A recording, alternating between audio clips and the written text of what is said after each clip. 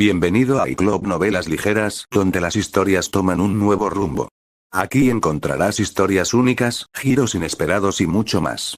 No olvides suscribirte y activar la campanita para no perderte ninguna historia. Empecemos.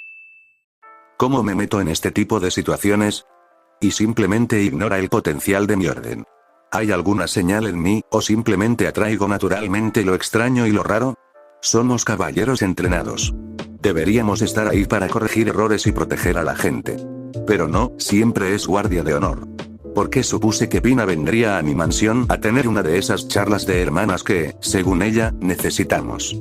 Siempre terminan en charlas sobre chicos guapos o alguna trivialidad sobre cualquier cosa que, supongo, cree que a las niñas de mi edad les importa. Quizás sí, pero yo no tengo ni la mitad de mi edad. Siento que nos tiene ahí como una pieza de exhibición la mayor parte del tiempo. Emisarios de todas partes, miren a mis guerreras. ¿No son lo más extraño que han visto? No se preocupen, no luchan de verdad, eso es lo que se siente y es insultante. Claro, ella habla más que yo. Pero siento que me está confundiendo con su maldita terapeuta. Me pregunto qué habrá pasado hoy con lo de escupir veneno. ¿Alguien repasó todo el discurso de mujer horrible o alguien le preguntó si su armadura era real otra vez? Nos convertimos en caballeros para proteger a los débiles y defender a los inocentes. ¿Cómo podemos hacer eso si siempre estamos? Pina. La interrumpí para que dejara de seguir con los argumentos circulares que llevaba 20 minutos dando vueltas en mi sala. Es sorprendente que el suelo no se haya desvanecido donde ha estado dando vueltas todo este tiempo. Su página en particular estaba a un lado y parecía bastante mareada por ver todo el ritmo, la chica a su lado parecía más avergonzada por Pina que por cualquier otra cosa. ¿Qué? Ay, lo siento, dijo, y al darse cuenta de lo que había estado haciendo, se sonrojó de vergüenza. Mírame, no paraba de hablar de mis problemas cuando vine a ver cómo estabas. No, es que te metes demasiado en esto y no puedo seguirte el ritmo, solté una risa incómoda mientras ponía los ojos en blanco. Puede que sea mayor y más sabia que antes, pero Pina sigue siendo dolorosamente reservada respecto al mundo. No es ingenua, al menos ha superado esa etapa con la edad, pero ignora bastante ciertas actitudes. Aunque no era precisamente una tonta, seguía sin entender por qué las mujeres guerreras eran un concepto tan extraño en una sociedad patriarcal. Ni que la única razón por la que había llegado tan lejos era porque su padre era el emperador. Tal vez tenía que ver con el hecho de que ella todavía piensa que los caballeros no son simplemente tropas montadas que rompen las líneas enemigas con el impulso de su carga, sino como héroes que protegen a los débiles y defienden a los inocentes. Ah, antes de que me olvide, dijo Pina, dejando atrás su anterior perorata, quería preguntar por ese estandarte de la entrada. ¿Es tuyo? Ah, eso. Sí, es mío, asentí. Solo una pancarta que se me ocurrió. ¿Alguna idea? Bueno, ¿no te parece un poco amenazante? Dijo ella, riendo nerviosamente. ¿Amenazante? Acabo de recolorear el diseño ya existente. No tengo la creatividad suficiente para crear una bandera o estandarte completamente nuevo. Además, ¿quién en su sano juicio habría pensado que el morado sobre morado sería una buena combinación de colores? Claro que el morado es un color de riqueza y nobleza, aunque abunde en este mundo, lo que hace irrelevante la escasez, que lo hacía sinónimo de riqueza, pero hay mejores maneras de incorporar el morado que simplemente cubrir la bandera nacional con sus diferentes tonos. Lo que quiero decir es que el negro y el rojo son colores algo agresivos, eligió sus palabras con cuidado por alguna razón. No se suelen asociar con la realeza, quiero decir. Tu estandarte de la rosa tiene casi el mismo tono de rojo que el mío, arqueé una ceja intentando entender a dónde quería llegar. Era solo una bandera saladrana con los colores de la bandera del Imperio Germánico. Bueno, lo dejo, dijo levantando las manos en un gesto de rendición, sin querer seguir con la discusión. Sin embargo, Pina seguía sonriendo. ¿Sabes? Si te convirtieras en caballero, podrías convertirlo en tú. No, ni siquiera la dejé terminar. No hablaba en serio, por supuesto. La última vez que me había pedido sinceramente que me uniera a su orden fue hace años. Desde entonces, se ha convertido en una especie de broma que me pregunte si quiero unirme a sus caballeros, me niego, y luego insiste en que me conseguirá la próxima vez o alguna otra frase similar. Ella soltó una carcajada. Bueno. Supongo que tendré que intentarlo de nuevo en otro momento. ¿Es esta una relación normal entre hermanos o simplemente estoy leyendo demasiado profundamente en este tipo de cosas? Hablando en serio, ¿por qué lo hiciste? Pensabas formar un séquito y querías convertirlos en un estandarte. Nada tan grandioso, descarto la idea de que estaba creando una fuerza militarizada. Gaius decía que ya era hora de que hiciera un escudo de armas, así que lo hice en menos de 10 minutos. La princesa tarareó en señal de acuerdo. Si bien tu eunuco tiene razón, no hay necesidad de hacer el tuyo propio. Padre te habría permitido usar el estandarte imperial si se lo hubieras pedido. Lo dudo, puse los ojos en blanco. Oh, por favor, tienes al hombre más poderoso del mundo en tu dedo y ni siquiera te das cuenta. Estás exagerando mucho mi influencia, negué con la cabeza. Si tú lo dices, ese tono suyo dejó claro que no me creía.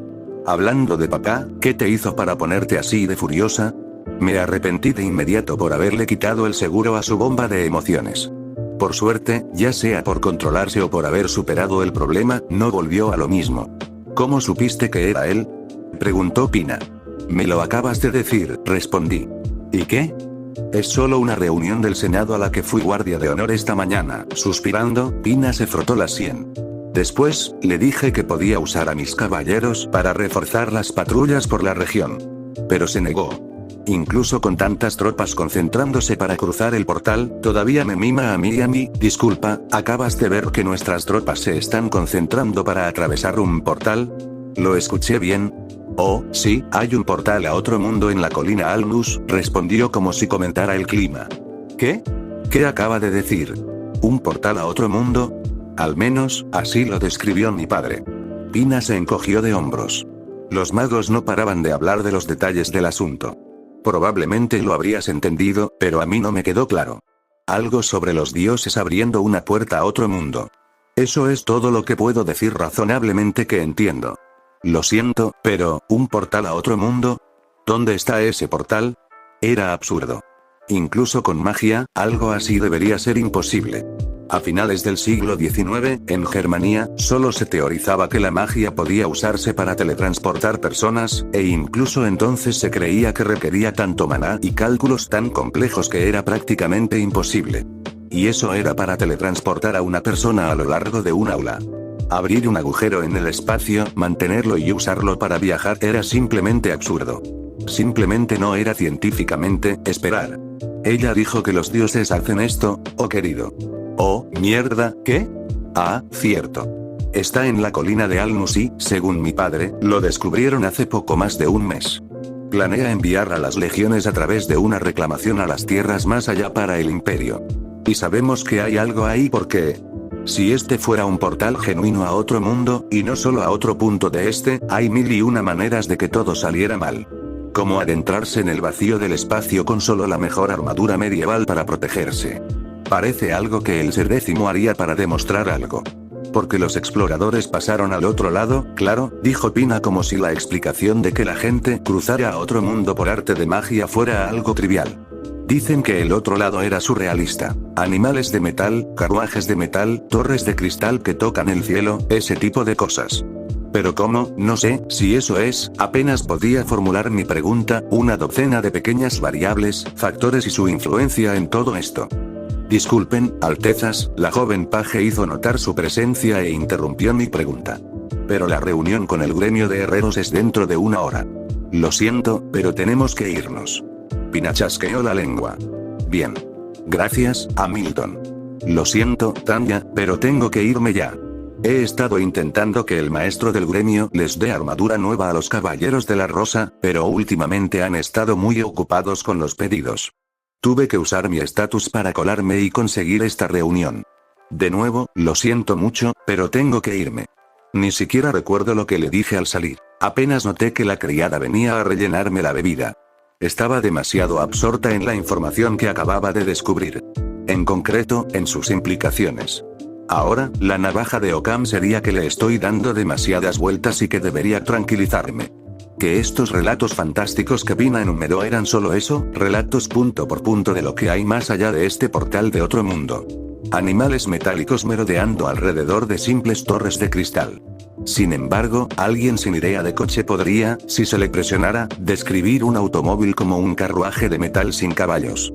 Incluso podría decir que cualquier rascacielos sería una torre de cristal. Pero animales de metal... Quizás esto sea alta fantasía, a diferencia de la baja fantasía de este mundo, y los animales sean metálicos. O simplemente están describiendo maquinaria que se ve y funciona de tal manera que no tenían otra forma de clasificarlos que llamarlos animales de metal. Y si esto último es cierto, implicaría, al menos, una sociedad industrial. Ya sea en sus inicios aprovechando la energía del vapor y el carbón, o tras la transición a una economía basada en el consumo. Cualquier sociedad tendría acceso, como mínimo, a armas de fuego, ya sean mosquetes, fusiles de chispa, de retrocarga, de cerrojo o incluso semiautomáticas. No solo eso, sino también a todos los demás instrumentos de guerra comunes en los ejércitos industrializados, ametralladoras y artillería, al menos, e incluso armas combinadas y municiones guiadas de precisión, en el peor de los casos. Y el emperador quiere enviar legionarios para conquistar las tierras más allá, con arcos y flechas literales y lanzas de madera. Pero si este portal es abierto por estos llamados dioses, ¿quién sería tan imprudente como para? Me tomó una fracción de segundo responder mi propia pregunta. Oh, mierda, apenas podía contener la ansiedad mientras empezaba a hiperventilar. Retorciéndome las manos, mi mente repasaba a toda velocidad los peores desenlaces posibles de este desastre en ciernes. Conociéndolo, el otro bando probablemente liderará el equivalente mundial de un estado comunista al que le encanta ejecutar nobles. El propagandista que llevo dentro no podría imaginar una mejor manera de desviar los problemas del pueblo hacia un gran otro en la forma del imperio. Después de todo, ¿qué mejor guerra que una contra un imperio esclavista primitivo que no tiene posibilidad alguna de derrotarte en una batalla campal? Y después de que todo está dicho y hecho, y cruzan hacia aquí, quiero decir, técnicamente soy menor de edad, así que es posible que no me pongan contra una pared y me disparen. No, eso era solo una ilusión. Ser menor de edad no salvó a los hijos del zar en ninguna de las dos líneas temporales, así que dudo que me salvara a mí. Bueno, quizá no me mataran. Ser décimo tiene más probabilidades de provocar que me capturen y me obliguen a ingresar en un centro de reeducación que me disparen. Al fin y al cabo, no puedo arrepentirme si estoy muerto, ¿verdad? Maldición, maldición. Maldición. Maldición. Maldito sea ser décimo. Molt había aprendido mucho de su vida. Una de las lecciones más importantes que su padre le inculcó antes del ascenso de Molt, fue que la conquista era más que simplemente marchar sobre los muertos y declarar la victoria. Se necesitaban los medios y la capacidad para conservar lo que se tomaba. Tomemos como ejemplo el fracaso de su hijo. Zorzal se dirigió al este, perdió la mayor parte de sus fuerzas, derrotó a sus enemigos y saqueó sus tierras, se quedó allí para pavonearse por su fracaso, y mientras tanto, toda la región se convirtió en un atolladero ingobernable. Las legiones que envió hicieron todo lo posible por imponer una apariencia de orden, pero las constantes incursiones de guerreros conejos vengativos y las continuas incursiones de una horda nómada ahora unificada llevaron sus fuerzas al límite. Cada vez que Molt miraba esa parte del mapa, sentía como si fuera un pozo sin fondo que se tragaba todo el oro y los hombres que arrojaba sobre él. Casi parecía ridículo. Sus ejércitos sumaban casi 3 millones de efectivos, sin contar los auxiliares y mercenarios a su servicio, y aún así, incluso esa monumental cifra era solo una fracción de lo necesario para mantener el imperio tal como estaba, y mucho menos expandirlo en una dirección significativa. Al oeste se extendían docenas de reinos bárbaros, los norteños asaltaban las costas septentrionales, el sur se encontraba en un enfrentamiento perpetuo con la Liga Corintea, las tribus a caballo hostigaban cualquier avance hacia el este, y las colonias eran constantemente acosadas por corpulentos hombres lagarto que blandían garrotes de hueso y obsidiana del tamaño de un hombre. Quizás las mayores amenazas provenían de dentro de sus dominios. Traidores, serviles, senadores ambiciosos, generales inconformistas. Todos eran amenazas para su gobierno. Y necesitaba a todos los legionarios disponibles para mantenerlos en sus puestos. Con todo eso, 3 millones era una cantidad realmente pequeña. El enorme tamaño del imperio fue su ruina.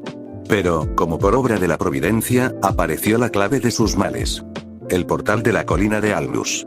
Encontrado por unos rufianes, sus propios exploradores confirmarían posteriormente sus fantásticas afirmaciones sobre lo que se ocultaba más allá. Y lo que había más allá era simplemente demasiado tentador como para ignorarlo. Después de todo, ¿por qué adentrarse en las selvas que cubren las islas coloniales, o adentrarse más en la estepa oriental, cuando puede lanzar una campaña de conquista desde la seguridad del interior del imperio? ¿Por qué lidiar con trenes de suministros tan largos, cuando puede marchar con sus fuerzas a través de Itálica hacia esta nueva frontera sin salir del territorio imperial? No estoy cuestionando los costos, reiteró Molt a los magos y hechiceras reunidos en su solar privado, la multitud flanqueada a ambos lados por sus guardias, estoy preguntando si se puede hacer. Tras anunciar su intención de ir a conquistar tierras en este nuevo mundo, Molt quedó en condiciones de facilitar este deseo. Cuentan las leyendas que el portal entre mundos se abre de forma irregular y siempre se cierra de golpe después de un tiempo por voluntad de los dioses. Sus conquistas serían bastante efímeras si el portal se cerraba y dejaba a sus fuerzas abandonadas en otro plano de existencia. Afortunadamente, tenía opciones. Había reunido a magos de todo el imperio, los más brillantes en sus respectivos campos, para encontrar la manera de mantenerlo abierto. Aunque no todas las noticias sobre este milagroso suceso son positivas. Algunos senadores se subieron las faldas y exigieron que encontrara la manera de sellar el portal en lugar de utilizarlo. Se preguntaban qué criaturas podrían dejar entrar si permanecía abierto, si los espectros de los dioses interferirían en sus planes inescrutables y si las enfermedades podrían propagarse a Falmart. Diablos. Incluso su propia hija intentaba cambiar su rumbo. Aunque enmascaraba su lenguaje con argumentos más estoicos, como pérdidas inaceptables que debilitaban a las legiones y variables desconocidas como la magia extranjera, él notaba que Tanya simplemente estaba asustada. Lo disimulaba bastante bien, pero él notaba que estaba mortalmente aterrorizada por lo que pudiera haber más allá y lo que pudiera surgir. La verdad es que fue gracioso ver a su hija menor actuar como si fuera de su edad por una vez, en lugar de intentar ser la imagen de madurez que mantenía como una máscara. Se preguntó si decía más de ella el hecho de que hiciera las mismas preguntas que senadores mucho mayores que ella, o si implicaba que los senadores que expresaban sus preocupaciones eran como niñas pequeñas. Bueno, hizo todo lo posible por calmar sus temores. La sentó y le explicó que todo iba a salir bien. Estaba preparando la mayor concentración de fuerzas vista en el imperio desde el final de las guerras del norte. Liderados por los más grandes generales del imperio, nada podría detener su avance indomable. Lo que no se dijo, y probablemente pasó desapercibido para su hija, fue que esto no sería un desastre como la campaña de Zorzal contra el reino de los guerreros conejos. Esto culminaría en una victoria en el sentido más estricto. Los magos se miraron y conversaron en voz baja sobre el asunto durante medio minuto. Mientras la paciencia de Molt se agotaba, el archimago Fandrel se separó de sus compañeros y habló. Sí, su majestad. Será una tarea colosal, con materiales y reactivos carísimos, pero se puede lograr. Entonces, por supuesto, explícamelo, le hizo un gesto para que continuara. Proponemos la creación de un ancla, una construcción mágica para controlar el fenómeno sobre la colina. El mago indicó a uno de sus colegas que desplegara un pergamino con un diseño rudimentario. Un arco, una puerta, que sería la materialización física del portal. Aunque debo advertir, su majestad, que no podemos controlarlo más allá de eso, ni deberíamos intentarlo, no sea que los dioses envíen un apóstol para castigarnos por nuestra arrogancia. No es así, majestad, interrumpió Fandrel, un mago con túnica. Entre la multitud de magos, un hombre mucho más joven que sus compañeros salió de allí. Hay una manera de mantener la puerta a salvo de las maquinaciones de los dioses. «Conoce tu lugar», le susurró Fandrel al hombre de inmediato, y el otro asintió, coincidiendo con el archimago. «Estás aquí solo por las conexiones de tu familia, con la condición de que te vieran, no te oyeran. No sabes de lo que hablas. ¿Y quién eres tú para decidir de quién puedo o no saber nada, mago?» Molt confrontó al maestro Fandrel, haciendo un sutil gesto a su guardia para que no retirara al joven que hablaba fuera de turno. Majestad, el archimago parecía un pez jadeante al darse cuenta de lo que había hecho. Yo, mil perdones, majestad, pero este niño está aquí por razones que escapan a mi control. Si fuera capaz, jamás lo habría dejado, ni siquiera delante de usted y de mí, entonces escucharé y desestimaré su sabiduría infantil, dijo el archimago con un gesto, demostrando que no toleraría más discusión sobre el tema. Mirando al mago en cuestión, Molt le indicó al chico que se acercara a su estrado. ¿Cómo te llamas? Arrió, majestad, el joven hace una profunda reverencia ante su soberano.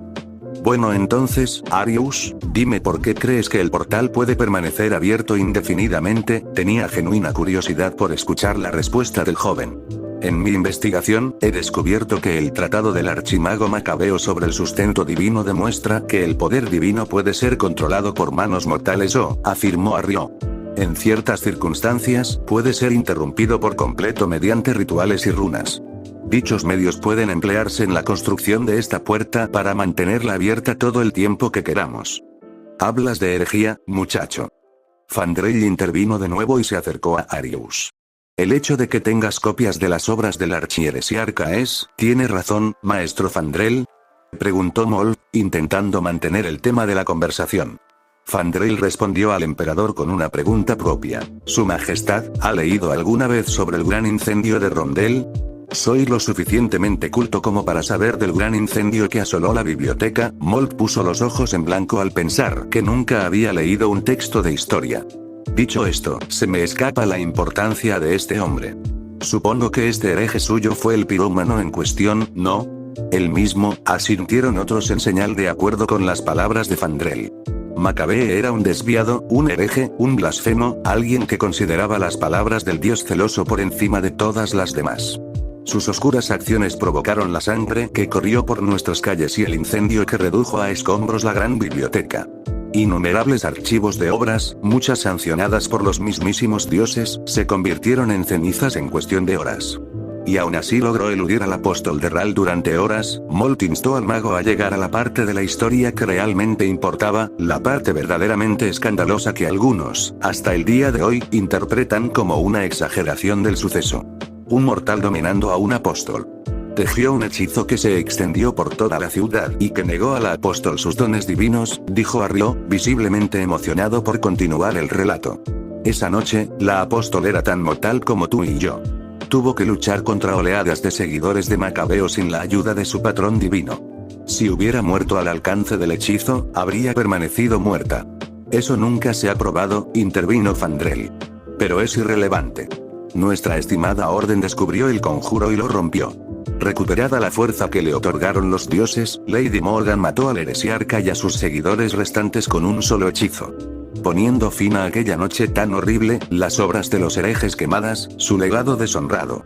O eso creíamos. Puede negar la magnitud de sus obras todo lo que quiera, mi señor, pero no puede negar su existencia ni el hecho de que funcionaron.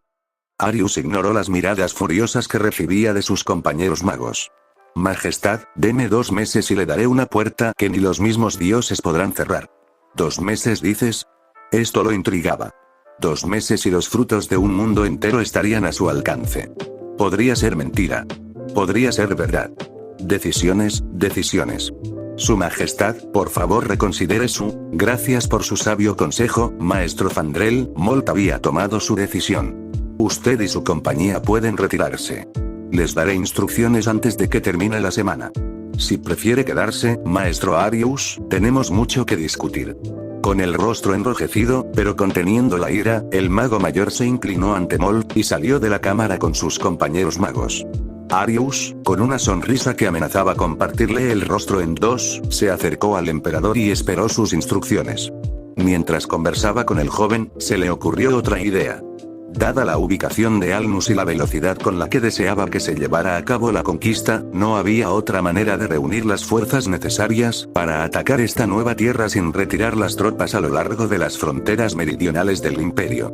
Lo cual requeriría retirar las fuerzas de la disputada frontera entre el imperio y la Liga Corintea. ¿Qué pasaría si atacaban mientras sus fuerzas estaban al otro lado de la puerta? O si atacaban con picardía, con la errónea creencia de que estaban reuniendo fuerzas para invadir la liga. Obviamente, podría repelerlas, pero el tiempo perdido le causaba una mueca. A él le parecería que la única manera de garantizar que los corintios no usaran esta debilidad como una oportunidad para apoderarse de algunas tierras en disputa era asegurarse de que estuvieran demasiado preocupados con asuntos más urgentes en casa. Tal vez sea necesaria una crisis sucesoria. ¿Pero cómo hacerlo? El actual hegemón fue elegido para su cargo hace apenas una década y gozaba de una salud impecable. Era muy querido por su pueblo y, con razón, temido por sus enemigos. No tenía candidatos obvios a quienes apoyar en un conflicto secesionista. Quizás un candidato menos querido. Estaría más en deuda con el imperio si triunfaba. De no ser así, el conflicto habría cumplido su propósito lo suficiente como para distraer a la liga. Molt supuso que tendría que recurrir a los métodos más cansados y probados para remover a un hombre de su puesto de poder y facilitar el ascenso de otro. Por las más suaves persuasiones y los más sutiles venenos. Maki no sabía cuánto tiempo había pasado desde que todo esto comenzó. ¿Una semana? ¿Un mes? ¿Más? Los días parecían fundirse en uno tras otro después de cierto punto. Cada día transcurría como cualquier otro, sin alardes. Lo que sí sabía era que sus secuestradores pasaron 2 días más atrapando gente de Tokio antes de subir a sus cautivos a carros y marcharse. A veces se detenían y se llevaban a una chica, otras simplemente seguían adelante. En ese viaje agónicamente lento, conoció un poco a las otras chicas.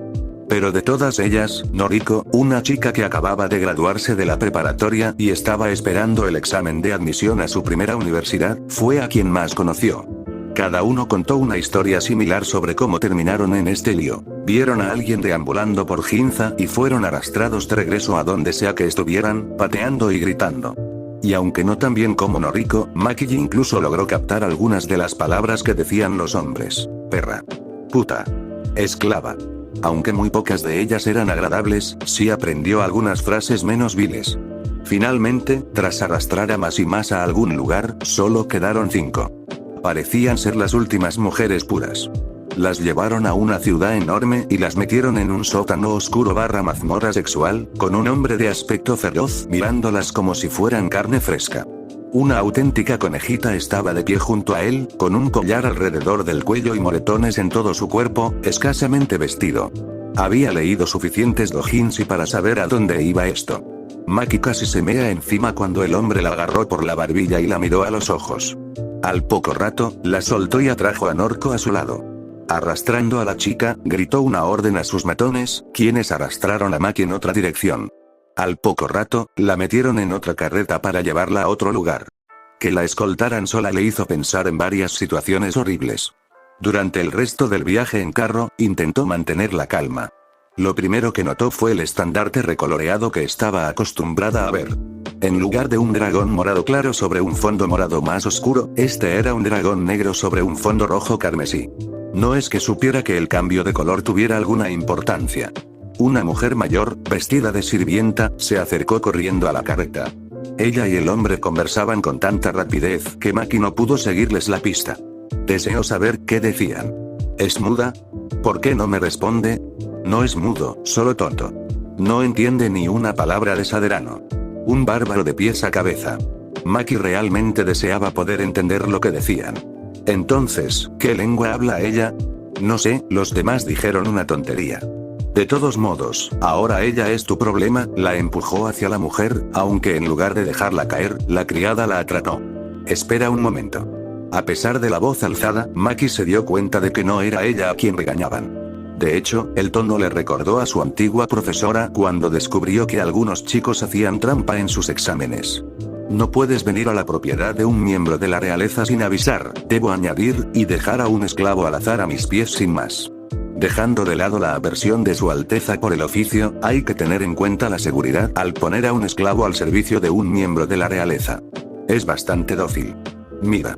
Maki se estremeció instintivamente hacia la mujer cuando el hombre levantó la mano para golpearla, aunque el golpe nunca llegó. ¿Ves? Dócil. Si se porta mal, solo dale unos cuantos golpes y eso debería bastar. Funcionará bien para los demás. ¿Otros? ¿Cuántos más hay? ¿Vienen más a la finca? Mire, señora, solo soy un mensajero. No tengo conocimiento del inventario del príncipe Zorzal, dijo con tono exasperado mientras volvía a su carro. En cuanto a los demás, no lo sé. ¿Una docena? ¿Más? Solo sé que la mayoría de los de su grupo ya están a la venta. Su Alteza se quedó con un montón y le está pasando uno a su Alteza. Si su Alteza quiere saber más, puede consultarlo con el príncipe. Con un chasquido de las riendas, el carro aceleró de regreso a la ciudad, dejando al adolescente solo con la criada. Después de murmurar algo para sí misma, la criada condujo a Maki hacia la propiedad tomándola de la mano. El lugar parecía muy elegante. Maki estaba bastante segura de que la sala era más grande que algunos apartamentos de Tokio, aunque no era difícil.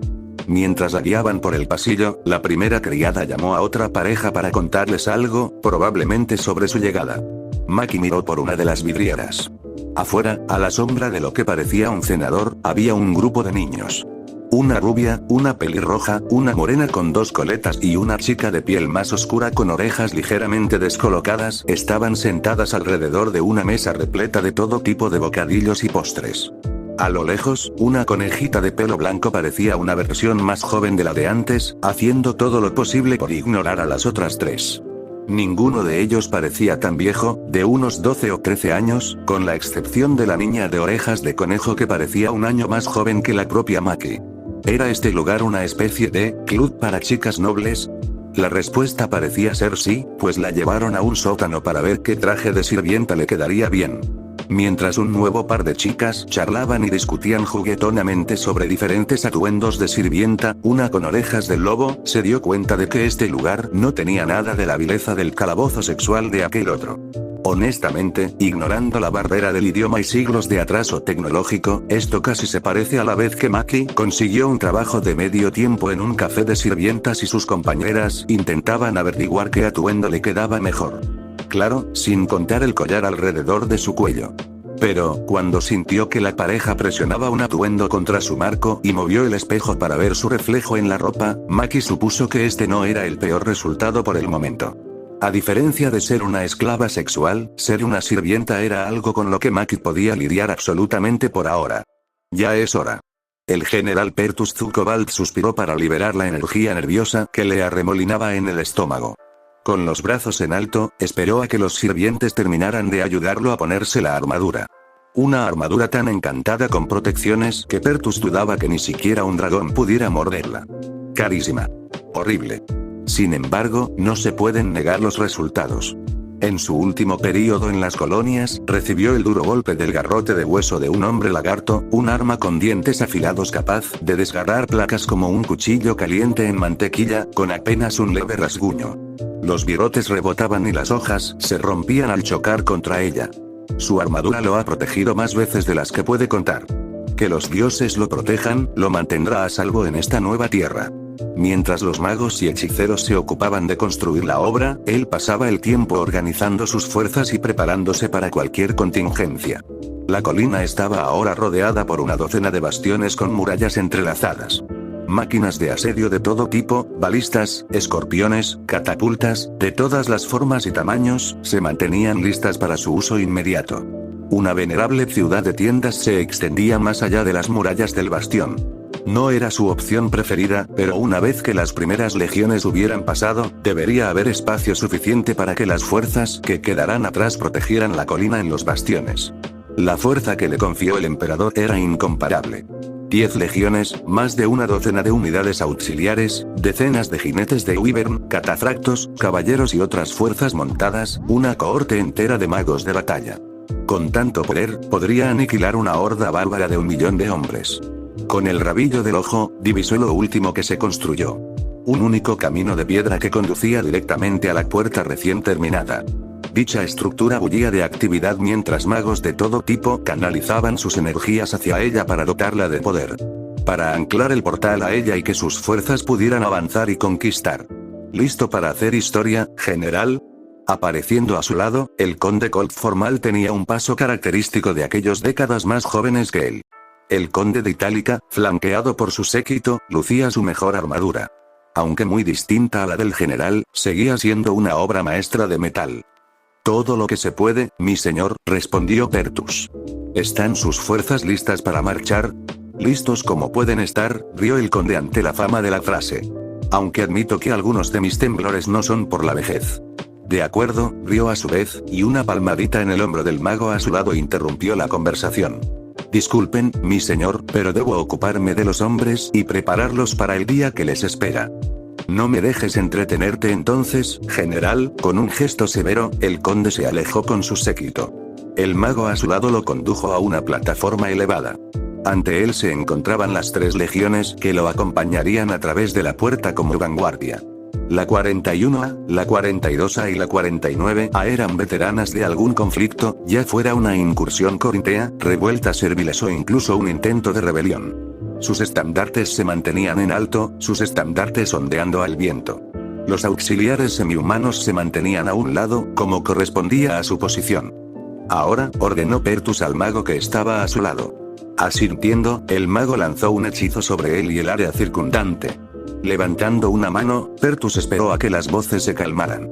Ahora era el momento de avivar las llamas en sus corazones y exaltar la justicia de su causa. Hoy, ustedes hacen historia. La magia del mago proyectó su voz a lo lejos, incluso las tiendas y bastiones que se extendían más allá podían oírlo. Hoy, nobles hijos de Sadera, saldrán a conquistar una nueva tierra. Esto se ha hecho 1000 veces antes, y se hará miles de veces después de ustedes.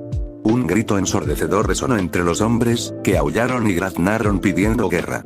Los bárbaros a los que pronto nos enfrentaremos aprenderán la verdad que desde hace mucho tiempo se ha enseñado a las tribus de Falmar, continuó, a pesar de sus clamores de sangre, que se intensificaban a cada segundo. Si ignoran esta simple verdad, seremos los maestros que tanto necesitan. Con espada, fuego y látigo les explicaremos esta verdad una y otra vez. Tantas veces como sea necesario, hasta que no conozcan otra verdad que la nuestra.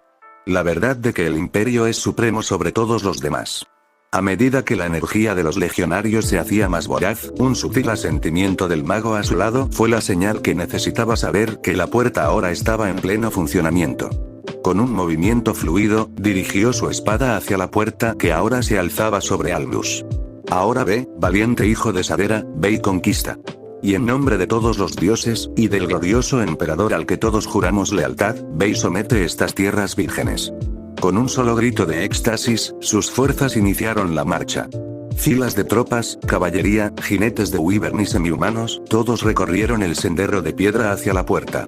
Los vítores resonaron desde los bastiones y campamentos circundantes, deseando a sus hermanos y compañeros lo mejor en la batalla que se avecinaba. Cumplida su tarea, Pertus montó en su propio corcel para unirse a las columnas.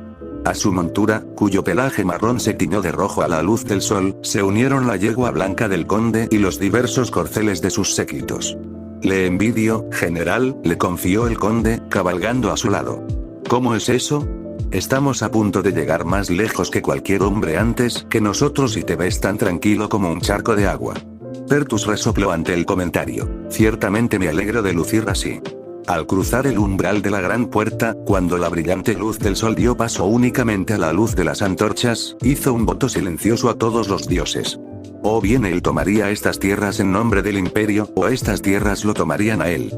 Y cuando abrió el segundo sello, oí al segundo ser viviente, que decía, ven y mira. Y salió otro caballo, Bermejo, y al que lo montaba se le dio poder de quitar la paz de la tierra y que se matasen unos a otros, libro de las revelaciones, segundo sello del Apocalipsis. Dioses, miren qué altas son. Los exploradores no exageraban cuando dijeron que las torres tocaban el mismísimo cielo. Esas fueron las primeras palabras del general Pertus Zucobalt al cruzar la puerta, maravillado por las torres que se extendían hasta donde alcanzaba la vista. Torres de cristal que se elevaban hacia el cielo como dedos que se aferraban a él. Aunque el asombro que sentía se vio algo atenuado por la irritante luz del sol que se reflejaba en sus ojos. En fin, suponía que ya lo vería mejor más tarde. Preferiblemente cuando el sol estuviera un poco más bajo. Y miren cuánto metal había a su alrededor. Postes de metal, carruajes de metal, pájaros de metal volando alto, incluso los bárbaros hechos prisioneros hasta el momento llevaban trozos de metal. Es cierto que mucho más a su alrededor era de piedra lisa, y había edificios de cristal hasta donde alcanzaba la vista, pero curiosamente, era el metal lo que más le llamaba la atención. Aún así, los informes subestimaban la inmensidad de esta ciudad. Sus jinetes Wyvern informaron que, desde sus monturas, no veían el fin de la expansión de la ciudad. Apenas podía imaginar cómo serían las murallas de una ciudad tan grandiosa. Llevaba 20 minutos cabalgando a todo galope y aún no se había topado con ningún muro ni división. Esto no era una ciudad. Era una megalópolis, como las describirían los eruditos y filósofos. Desmontando de su caballo en medio del caos controlado de un campamento de avanzada establecido a toda prisa, sus hombres corrían de un lado a otro, sentando las bases para un puesto de mando. Un proceso que se ralentizó enormemente por la presencia de tantos carruajes metálicos a lo largo de los caminos, lo que hizo que los trabajadores tuvieran que sortearlos por el momento. Los bárbaros muertos y moribundos fueron arrastrados fuera del camino para despejar el espacio. Algunos seguidores del campamento ya estaban despojando a los muertos de todo lo que tenían antes de arrojarlos en pilas improvisadas. Pertus frunció el ceño ante el acto. Sabía que había sido muy claro con todos los que cruzaban la puerta. cualquier hombre que fuera descubierto saqueando a los muertos o robando las mercancías dejadas por los comerciantes que huían antes de que se pudiera asegurar la zona inmediata debía ser azotado. Aunque no eran legionarios, sus acciones podían alentar a los auxiliares menos respetables o a los de voluntad débil entre las legiones a creer que las órdenes eran meras sugerencias a seguir. Haciendo señas a un centurión que estaba cerca, le ordenó que mandara azotar a aquel grupo de seguidores del campamento, como ejemplo para los demás. Pertus se negó a permitir que su avance flaqueara porque algunos hombres cobardes vieran algo brillante o se sintieran atraídos por una mujer bárbara y necesitaran tomarse su tiempo con ella antes de regresar al frente. Habría tiempo de sobra para tales indulgencias, pero no ocurrirían en medio de la batalla. Mientras los seguidores del campamento eran arrastrados, alegando su inocencia a todo pulmón, su mirada se dirigió a los heridos, que eran llevados a los curanderos y que recién estaban llegando en gran número. El general frunció el ceño al observar al grupo de legionarios que cojeaban hacia ellos. Uno le sujetaba el brazo, mientras que su escudo tenía agujeros visibles, no más grandes que guijarros. Otro caminaba detrás de él, apoyado por sus compañeros, con una mano en el estómago como si se le fuera a salir la barriga. Había oído hablar de ese tipo de cosas. En los primeros momentos de la invasión, su vanguardia se topó con un puñado de magos bárbaros, que usaron pequeñas varitas metálicas con mangos en el extremo para matar a varios de sus hombres antes de ser abatidos. Seguían tumbados junto a los magos. Sus hombres estaban demasiado asustados para mover las varitas del lugar donde se habían caído por precaución excesiva, por si una maldición los alcanzaba por tocar las herramientas de un mago bárbaro. Una vez que la situación fuera más estática, o al menos las líneas de batalla, haría que Godasen y su camarilla de magos las inspeccionaran. Pero más allá de eso, sus fuerzas no han encontrado resistencia real en las 2 horas que llevan aquí. Ya oía el murmullo de las tropas, que se preguntaban si la ciudad estaba siquiera defendida. Aniquilaron a docenas de bárbaros, quizá cientos, si en los primeros instantes, pero nadie, salvo los magos que ya estaban allí, se opuso a su avance y los muertos empezaron a amontonarse. Y los que habían capturado hasta el momento eran tan mansos y sumisos que una buena venda en la nuca bastaba para acobardarlos. Esto es normal en mujeres y niños, pero hombres adultos. Había llegado a tal punto que incluso escuchó a uno de sus centuriones preguntarse en voz alta si estos bárbaros eran lo suficientemente inteligentes como para luchar. Tontos. Pertus lo sabía mejor. Cuando llegó a las colonias para su primer mando, le dijeron que los hombres lagarto de la jungla eran meras bestias. Si te enfrentas a una horda de lobos, simplemente planea tus acciones, recordó que le dijo un legado. Ese mismo legado fue, poco tiempo después, hecho pedazos cuando sus fuerzas fueron rodeadas por un grupo de guerra de hombres lagarto durante una expedición punitiva y fueron abatidos hasta dejar solo a un hombre, sus cadáveres clavados en los árboles a lo largo del borde de la jungla como advertencia para los demás. No existía la idea de ser demasiado estúpido para luchar. Simplemente, existían diferentes maneras de luchar. Como para confirmar sus temores, ya empezaban a llegar informes de que sus auxiliares semihumanos y unidades de vanguardia estaban iniciando un asalto a un bastión cercano que los bárbaros usaban como refugio. Es cierto que su arquitectura era extraña según los relatos y no encajaba con el estilo de las torres que los rodeaban, pero los muros de piedra eran muros de piedra. ¡Qué enigma! Pertus podría, si así lo deseara, controlar a las fuerzas semihumanas y rodear y aislar la fortificación en lugar de dejar que desperdicien sus vidas intentando asaltar una fortaleza, pero tal medida llevaría tiempo. El tiempo empleado en enviar un mensajero al responsable de los semihumanos, el tiempo necesario para que el guardián restableciera el control en el fragor de la batalla y el tiempo necesario para rodear la estructura desde el principio. Y durante todo ese tiempo, los bárbaros podrían fortificarse aún más. Dios no permita que una red de túneles la conectara con otros bastiones desconocidos, permitiendo a los defensores aunar fuerzas sin exponerse a ataques. No, por ahora era mejor dejar que los semihumanos más bestiales hicieran lo que quisieran. Pase lo que pase, él se beneficia. Si abren una brecha en la fortaleza y masacran a los defensores hasta el último hombre, el problema se resolverá solo y serán desplegados en otro lugar. Si atraviesan las murallas pero son masacrados por los defensores, o fracasan por completo, entonces su sangre será un precio aceptable a pagar por información sobre cómo luchan estos bárbaros. Lo más importante por ahora era avanzar lo más lejos y rápido posible antes de que se estableciera una verdadera línea defensiva contra él. La lucha urbana siempre favorece al defensor, y sin conocer los métodos de combate de estos bárbaros, difícilmente puede atacarlos a ciegas. En medio de sus reflexiones, observó el estandarte de Itálica que sostenían varios hombres junto a uno de los edificios, una especie de escaparate. Dentro estaba el mismísimo conde de Itálica, observando algo que Pertus no podía ver desde ese ángulo. Curioso, Pertus se acercó al conde, pasando junto a los guardias y evitando con cuidado los cristales rotos que cubrían el suelo antes de llegar al noble. Excelente artesanía, dijo el oficial de la corte al notar la llegada del general y le mostró un collar de oro con un rubí en la cadena. ¿Cuánto cree que valdrá? ¿100, quizá 200 denarios? ¿Ya estás hablando de monedas? Simple curiosidad, explicó el conde, mirando su reflejo en la joya. Si es posible, me interesaría contratar a varios de estos joyeros. Sin duda, a mis hijas les encantarían este tipo de baratijas. ¿Está seguro de la victoria, mi señor?, preguntó levantando una ceja. No tanto como otros, negó el conde, señalando más allá del perímetro. Por su forma de hablar, cualquiera pensaría que la batalla ya terminó y que nuestro estandarte se alzaba por toda la ciudad. ¿Acaso hacen oídos sordos a los cuernos de guerra en la distancia? ¿Eso es todo lo que dicen? He oído hablar del valor que aportarán los esclavos, señaló el conde a una pequeña fila de hombres, mujeres y niños encadenados que cruzaban la puerta. Diría que, aunque no parecen estar bien formados para trabajos domésticos, quizás se dediquen a las tareas domésticas. A decir verdad, la mayor preocupación de Pertus era lo extraño de todo el combate hasta el momento, más allá de lo obvio. Estaba asaltando una ciudad, una megalópolis, desde dentro de dicha ciudad. Incluso cuando tomara la ciudad, pronto estaría bajo asedio.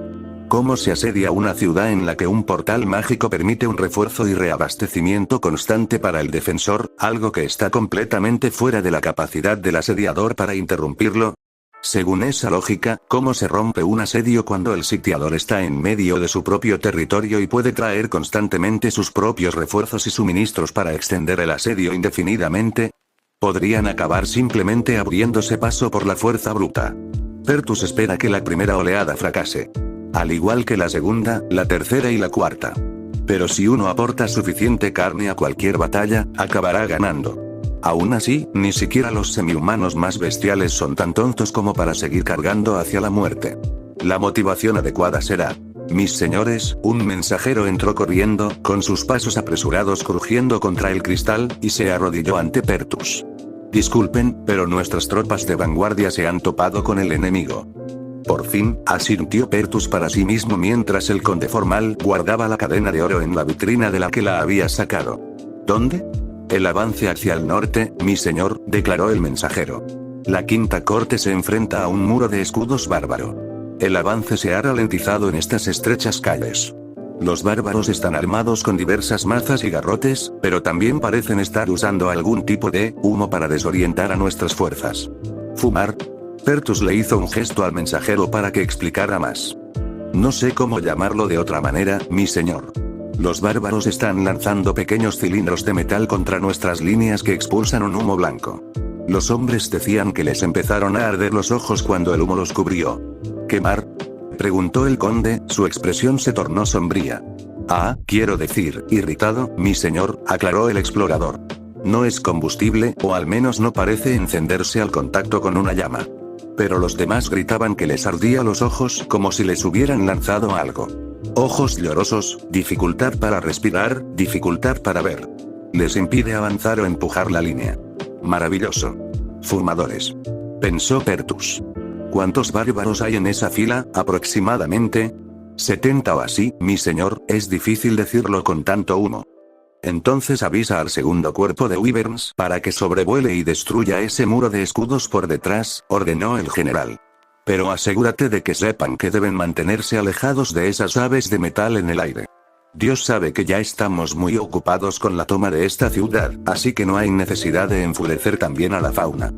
Sí, mi señor. Con una breve reverencia, el mensajero salió corriendo. ¿Humo? Cole miró al general con una ceja levantada mientras el mensajero se dirigía hacia los jinetes wyvern. He visto conexiones similares antes, explicó Pertus al conde. Los Zeina usan el humo venenoso de forma similar, aunque suelen usarlo con esferas de cristal en lugar de cilindros metálicos.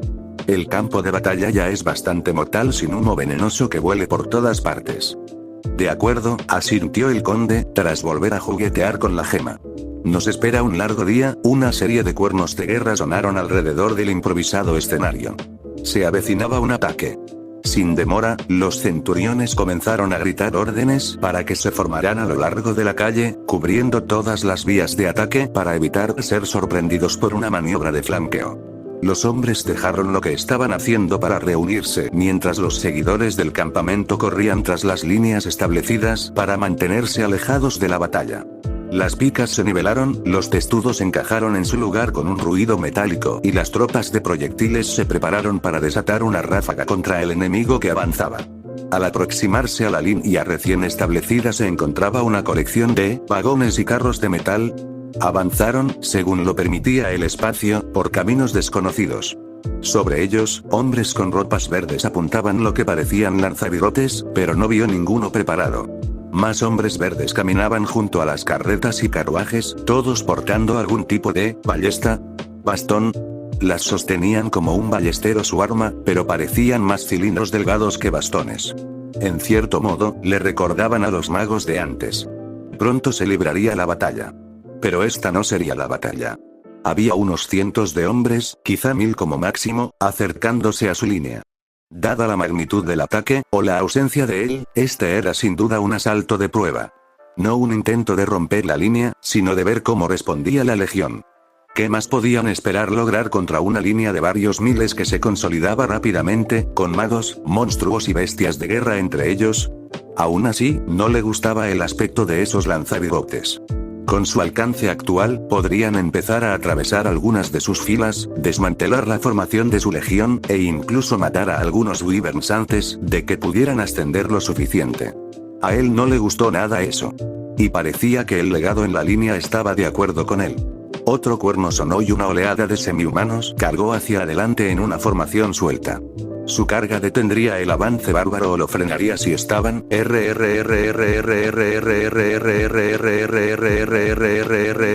Un rugido ensordecedor como una docena de cuernos sonó para que todos lo oyeran. Una serie estridente de tonos y graznidos que hicieron que el dolor se encendiera en los dientes de Tertus. Mientras se cubría rápidamente los oídos en un vano esfuerzo por escapar del sonido alienígena, un wyvern muerto se estrelló contra el costado de la torre de cristal sobre él. Fragmentos de vidrio ensangrentados llovieron sobre él, clavándose los fragmentos en su piel mientras intentaba mantener el equilibrio cubriéndose los oídos y evitando que el vidrio cortara algo importante en su persona. Al conde no le fue mucho mejor, refugiándose dentro de la estructura nuevamente con sus guardias cubriéndolo con sus escudos. Se oyeron chasquidos fuertes, casi rítmicos. El avance de los semihumanos contra los defensores terminó en un silencio sangriento. No se derrumbaron, sino que simplemente se detuvieron cuando el último cayó al suelo, con la carne destrozada. Sin pausa, la magia invisible comenzó a desgarrar las filas de su tropa. Ni escudo ni armadura parecían protegerlos. Como un cuchillo caliente cortando mantequilla, cortó y rebanó fila tras fila con una velocidad infernal. Sus hombres morían por docenas. A cada tic-tac del reloj, otro grupo caía, con cadáveres amontonados uno sobre otro en montones ensangrentados. Mientras un legado intentaba dar órdenes a los legionarios, un fuerte crujido precedió a la explosión de su cabeza, que cayó en una lluvia de sangre sobre los hombres que dirigía. Otro crujido más fuerte proveniente de algún lugar por encima de sus líneas, de un hombre encaramado dentro de un pájaro de metal. Fue seguido por la cabeza de un centurión que explotó a continuación, su cuerpo desmoronándose en el suelo como tantos otros. El orden comenzó a desmoronarse a medida que más y más hombres morían en manifestaciones similares, sin hablar del continuo ataque de la magia de los bárbaros. Algunos hombres rompieron filas y fueron destrozados, otros resistieron, pero murieron en explosiones de fuego. Unos pocos se escondieron tras los carruajes metálicos abandonados. Sus pieles metálicas parecían ser lo único capaz de brindar algún tipo de protección a sus fuerzas expuestas. Aún así, fragmentos de metal fueron desportillados y sus hombres fueron asesinados por la magia invisible de estos bárbaros. Un ballestero, uno de los muchos soldados de infantería de proyectiles que se habían refugiado en los edificios junto a los bárbaros que avanzaban, logró disparar una flecha de la suerte en la pierna de uno de los hombres verdes desmontados. El bárbaro dejó caer su bastón y emitió un grito de dolor al caer de rodillas. El legionario quedó destrozado en poco más que carne fibrosa momentos después, cuando los camaradas del hombre verde concentraron su magia en él. Otras manifestaciones de resistencia inútil reflejan resultados similares. Un legionario intenta apuñalar el chaleco de un hombre verde, pero su espada no logra atravesar el material y muere en el lugar donde estaba. Una tropa de catafractos, que regresaba al campamento tras oír los cuernos, giró sobre sus monturas para destrozar la línea, con las lanzas en alto. Las únicas heridas que causaron fueron las de los cadáveres de sus monturas, que se estrellaron contra las filas de los hombres verdes por el impulso de su carga. Saltando desde detrás de un carruaje de metal, un legionario hunde su espada en la garganta expuesta de un hombre verde, solo para que momentos después sea abatido por los vengativos camaradas de su enemigo. Un mago de batalla imperial lanza una bola de fuego al avance, prendiendo fuego a unos cuantos bárbaros, pero mientras algunos ruedan por la calle para apagar las llamas, el mago es señalado y convertido en poco más que pedazos ensangrentados. Y así continuó. La pequeña resistencia fue brutalmente aplastada de una manera que Pertus nunca antes había visto. Grietas. Explosiones. Chicharrones. Sangre. Muerte. Devastación. 3 legiones, un wyvern cae en batalla ante un pájaro de metal en el cielo, su cuerpo se empala en un poste de metal y el jinete no aparece por ningún lado. Los semihumanos fueron los primeros en huir, sus controladores estaban muertos. Los hombres comenzaron a tambalearse y las retiradas ordenadas se convirtieron en estampidas mientras legionarios y auxiliares se pisoteaban unos a otros para escapar de la carnicería. 3 legiones, algunos simplemente sollozaron en el suelo mientras el mundo se convertía en poco más que una granizada de magia invisible y muerte. Las explosiones resuenan en la distancia, lo que implica que sus fuerzas avanzadas correrán un destino similar. Con todo esto, ¿acaso aún tenía 3 legiones? ¡Qué barbaridad! Estallido. Retiro. Necesitaba traer cierta apariencia de cordura a ese retiro para que al menos pudieran retroceder en la vaga imagen del buen orden, para que no los aniquilaran a todos en su huida. Que suenen los cuernos para retirarse. Gritó Pertus a cualquiera que quisiera oírlo. Que suenen los tambores para retirarse a la puerta. Ahora. Varias bocinas sonaron, anunciando una retirada general. No muchos pudieron oírla por encima del estruendo de la carnicería y el caos. Las filas de atrás parecieron ser las únicas que oyeron la orden, rompiendo sus formaciones para marchar rápidamente de vuelta a la puerta. En cuanto al resto, otro wyvern se estrelló contra el suelo, con su piel escamosa plagada de agujeros sangrantes. Un hombre verde lanzó una piedra entre uno de los últimos eslabones que quedaban en pie del testudo, que poco después explotó justo bajo sus pies. Esta posición se perdió. Lord Formal, debemos retirarnos. Pertus corrió hacia el conde, quien observaba con la mirada perdida la carnicería junto a sus guardias. El general lo zarandeó. Mi señor. Formal parpadeó, recuperó el sentido y apartó la mirada de la devastación. Sí, asintió, intentando ignorar la vorágine que lo rodeaba. Sí, tiene razón, general. Esta batalla está perdida. ¿Pero qué hay de los heridos? Cualquiera que no esté ya con los sanadores en el campamento principal está perdido, dijo Pertus con una mueca al pensar en dejar a tantos valientes a semejante destino. Pero la línea estaba casi rota, y tenía muchos miles de hombres más en los que pensar. Necesitamos preparar la línea de batalla, concentrar nuestras fuerzas para romper este avance infernal antes de que nos hagan retroceder completamente más allá de la puerta. Maldita sea, maldijo Colt Formal en voz alta mientras él y su séquito seguían a Pertus y sus hombres por la salida del edificio, a través de un tramo de cristal dentado. ¿Cómo ha podido pasar esto? Si supiera que, Pertus se estremeció al ver la carnicería, los carros y carruajes acercándose cada vez más.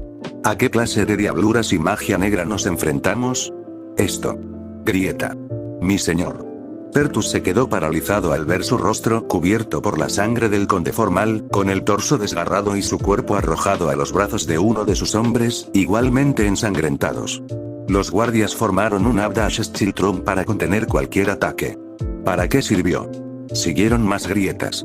El dolor azotó el pecho de Pertus antes siquiera de oír el crujido de su armadura bajo la fuerza del ataque. Arrojado bruscamente de espaldas, sin aliento, observó con impotencia cómo una de las aves de metal abatió a otro jinete wyvern en segundos con la misma magia invisible que los bárbaros usaban contra sus tropas. Mientras yacía allí, mientras los demás guardias del conde caían uno tras otro, Pertus miró al epicentro del dolor en su pecho. Al inspeccionarlo, vio una pequeña bala incrustada en su placa, justo encima de la parte de su pecho, que era el epicentro de esa fuerza invisible que lo arrojó al suelo. Gimiendo mientras el dolor le invadía el abdomen, estaba más seguro que nunca de que su decisión de encantar su peto con la magia protectora más cara que pudo encontrar valió la pena. Ese cuerno sonoro provenía de una carreta. Era tan grande como una carreta tirada por una veintena de bueyes, pero se movía por sí sola gracias a un poder invisible, como el resto de las cosas de los bárbaros. Un pequeño grupo de piqueros que había sobrevivido al asalto hasta ese momento, pero que no se había replegado, giró para recibir la carga del vehículo. Sus armas de asta se doblaron y se rompieron al chocar con el revestimiento metálico del carro, mientras que los hombres fueron aplastados bajo sus imponentes ruedas o despedidos por la enorme masa de la carga. Las saetas de ballesta y las jabalinas de los hombres, que aún se escondían dentro de los edificios, rebotaron en sus costados. Disminuyendo la velocidad, los hombres bajaron por la pequeña rampa vestidos de verde y con chalecos abultados sobre el pecho, al igual que los que marchaban junto a los otros carros, cada uno armado con los mismos bastones que parecían tener todos los bárbaros. Incluso desde tan cerca, apenas podía ver lo que sucedía. Sentía cómo los hombres se desplomaban en el suelo con pequeños agujeros ensangrentados en sus armaduras mientras un silbido los rodeaba. Esperar, volvió a mirar la bala en su armadura, no más grande que su dedo. Eso fue todo. 3 legiones, el poder variado de los nobles de toda la provincia de Itálica y decenas de auxiliares semihumanos, estaban siendo abatidos en cuestión de minutos por perdigones de metal disparados desde bastones. ¿Cómo pueden cosas tan pequeñas ser tan mortales? Pertus tuvo poco tiempo para racionalizar su situación cuando algunos bárbaros corrieron hacia él. Antes de que pudiera siquiera exigir saber qué les estaban haciendo a sus fuerzas, sin importarle la barrera del idioma, lo voltearon boca abajo y lo sujetaron al suelo mientras le ataban las manos con grilletes metálicos. Fue en ese momento, al ver a sus hombres dispersándose en todas direcciones, cayendo ante el asalto mágico invisible, o siendo encadenados de manera similar a él, que Pertus supo que no solo la batalla estaba perdida, sino que su punto de apoyo pronto la seguiría. Mientras lo levantaban y lo arrastraban a uno de los carros metálicos, supo que solo era cuestión de tiempo antes de que la noticia de esta catástrofe llegara a las fortificaciones que rodeaban la puerta y, desde allí, a la colina Almus. Las defensas tendrían que ser reforzadas 1000 veces para siquiera tener la menor posibilidad de resistir este tipo de magia. Más trincheras, más muros, más balistas, más catapultas, más tropas, más de todo. Míralo, siendo arrojado a la parte trasera de un carruaje sin caballos, y aún así lo único en lo que podía pensar era en la guerra. Aún así, es posible que la situación tenga un lado positivo. De memoria, Pertus pudo notar no menos de 5 legiones adicionales que podrían ser redistribuidas rápidamente para ayudar en la defensa de la colina una vez que la noticia de esta catástrofe llegara a Godasen y los demás. Ellos tendrán que tener éxito donde él fracasó. Por lo menos, les irá mucho mejor que a sus hombres. Después de todo, aunque pudiera haber fracasado, seguramente una fuerza 4 veces más grande que esta, estacionada en posiciones atrincheradas junto a máquinas de asedio, muros gruesos y con los atacantes forzados a través del estrecho pasaje de la puerta, serían una fuerza más que suficiente para mantener a raya a estos bárbaros, al diablo con sus magias desconocidas. Si no, entonces ¿qué en nombre de Dios podría detener a estos hombres de verde? Esto es un jodido desastre. E incluso con 2 meses para fortalecer nuestras defensas, solo resistimos el ataque bárbaro unos días, explicó el senador Godasen a los senadores reunidos. Si bien al principio detuvimos su avance, solo nos tomó 2 días expulsarnos completamente de la colina. Y luego solo les tomó unos días más expulsarnos del campo de batalla por completo. ¿Cuál era el tamaño de esta fuerza bárbara? Preguntó un senador que no conocía. Unos pocos miles como máximo, pero Godasen fue ahogado por un coro de burlas y arrebatos de rencor de los senadores reunidos. Esto fue sencillamente un jodido desastre. Incluso antes de tomar asiento en la Cámara del Senado para escuchar al único general superviviente de la colina Almus, supe que esto iba a ser un desastre. Tanto Stilicho como Victrix me habían compartido toda la información que el Senado había recibido antes de esta audiencia, a través de los testimonios de los supervivientes. Una historia de poderosos hechiceros que lanzaban una lluvia de fuego sobre el campo de batalla, torres de cristal y acero, cohortes enteras muriendo ante poderes invisibles mientras se alineaban para la batalla, carros de metal rodando junto a elefantes de metal con energías impías, de un campo de batalla entero convertido en un festín de carroña. Con una tasa de bajas que alcanza el 60%, puedo decir con confianza que toda esta expedición fue un desastre. Y todo empeoró cuando las fuerzas del otro bando restablecieron su propio punto de apoyo en Falmart. Perdiste la colina de Alnus por culpa de unos cuantos miles de bárbaros. El general Cobalt tenía 10 legiones bajo su mando. Qué incompetente eres para flaquear ante una fuerza tan miserable.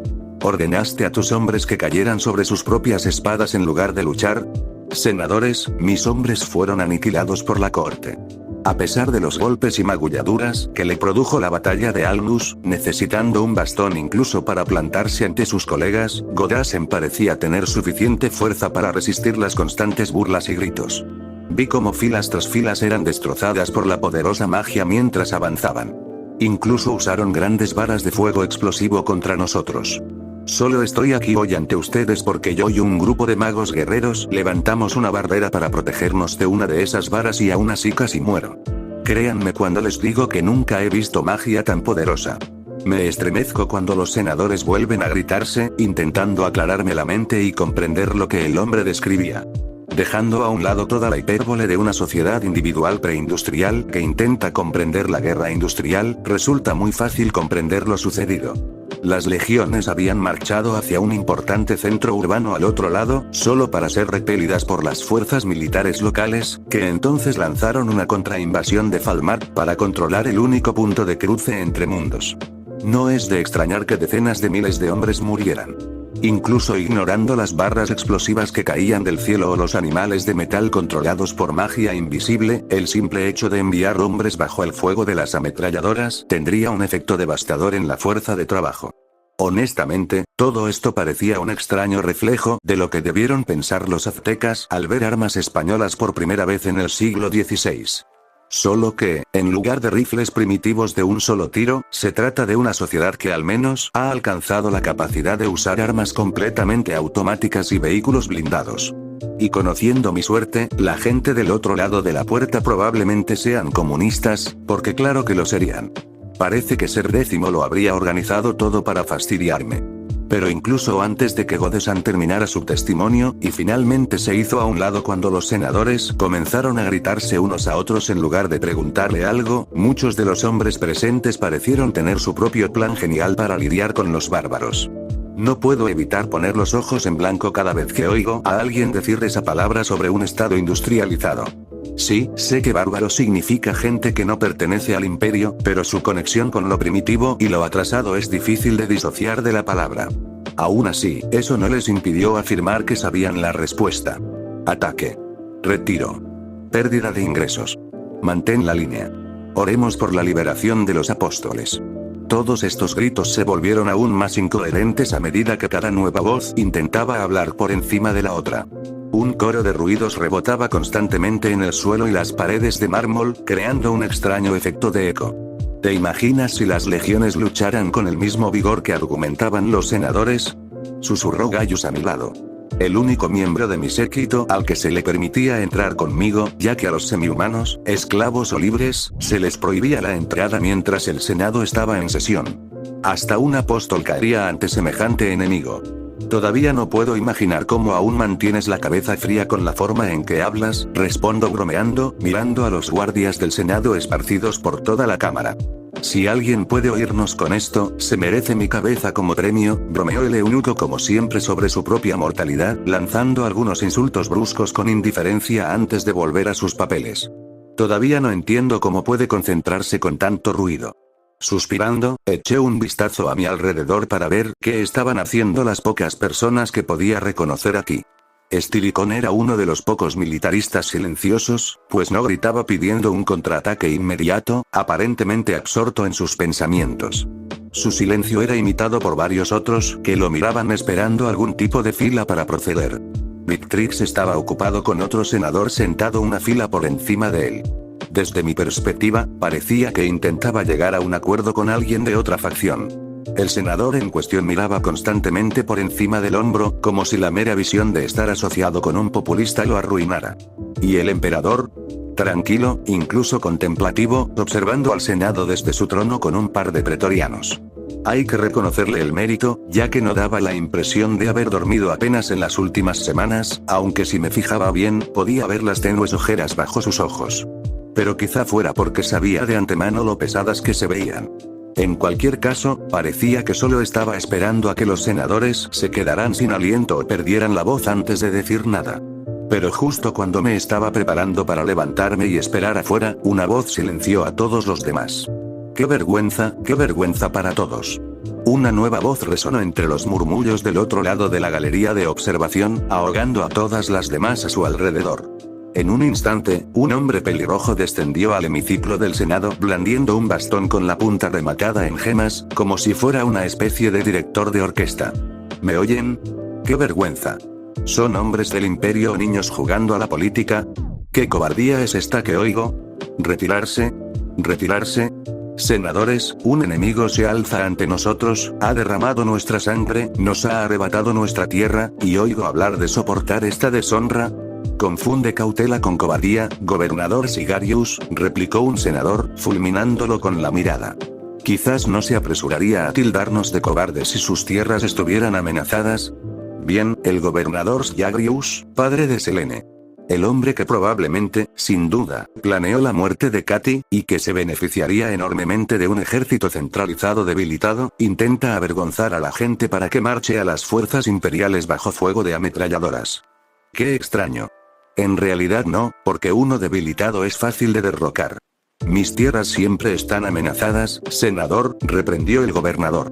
A pesar de no ser miembro del cuerpo, un cargo de gobernador parecía otorgar suficiente autoridad para pavonearse ante todo el Senado. Al menos la suficiente para que los guardias no lo expulsaran. ¿O lo han olvidado? Soissons es el baluarte contra las intrusiones occidentales.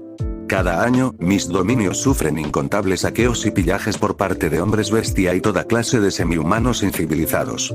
Quizás no solo son cobardes, sino que les repugna tanto ver sangre que prefieren aislarse antes que defender las tierras imperiales. ¿Cómo te atreves? Oh, eso enfureció a un senador, el hombre calvo se levantó y señaló al gobernador con un dedo acusador. ¿Crees que voy a quedarme aquí sentado para que me sermonee un idiota de un pueblo remoto como tú? Un hombre que deja que salvajes se lleven a su propia hija como botín de guerra porque no pudo defenderse de sus propias incursiones bárbaras.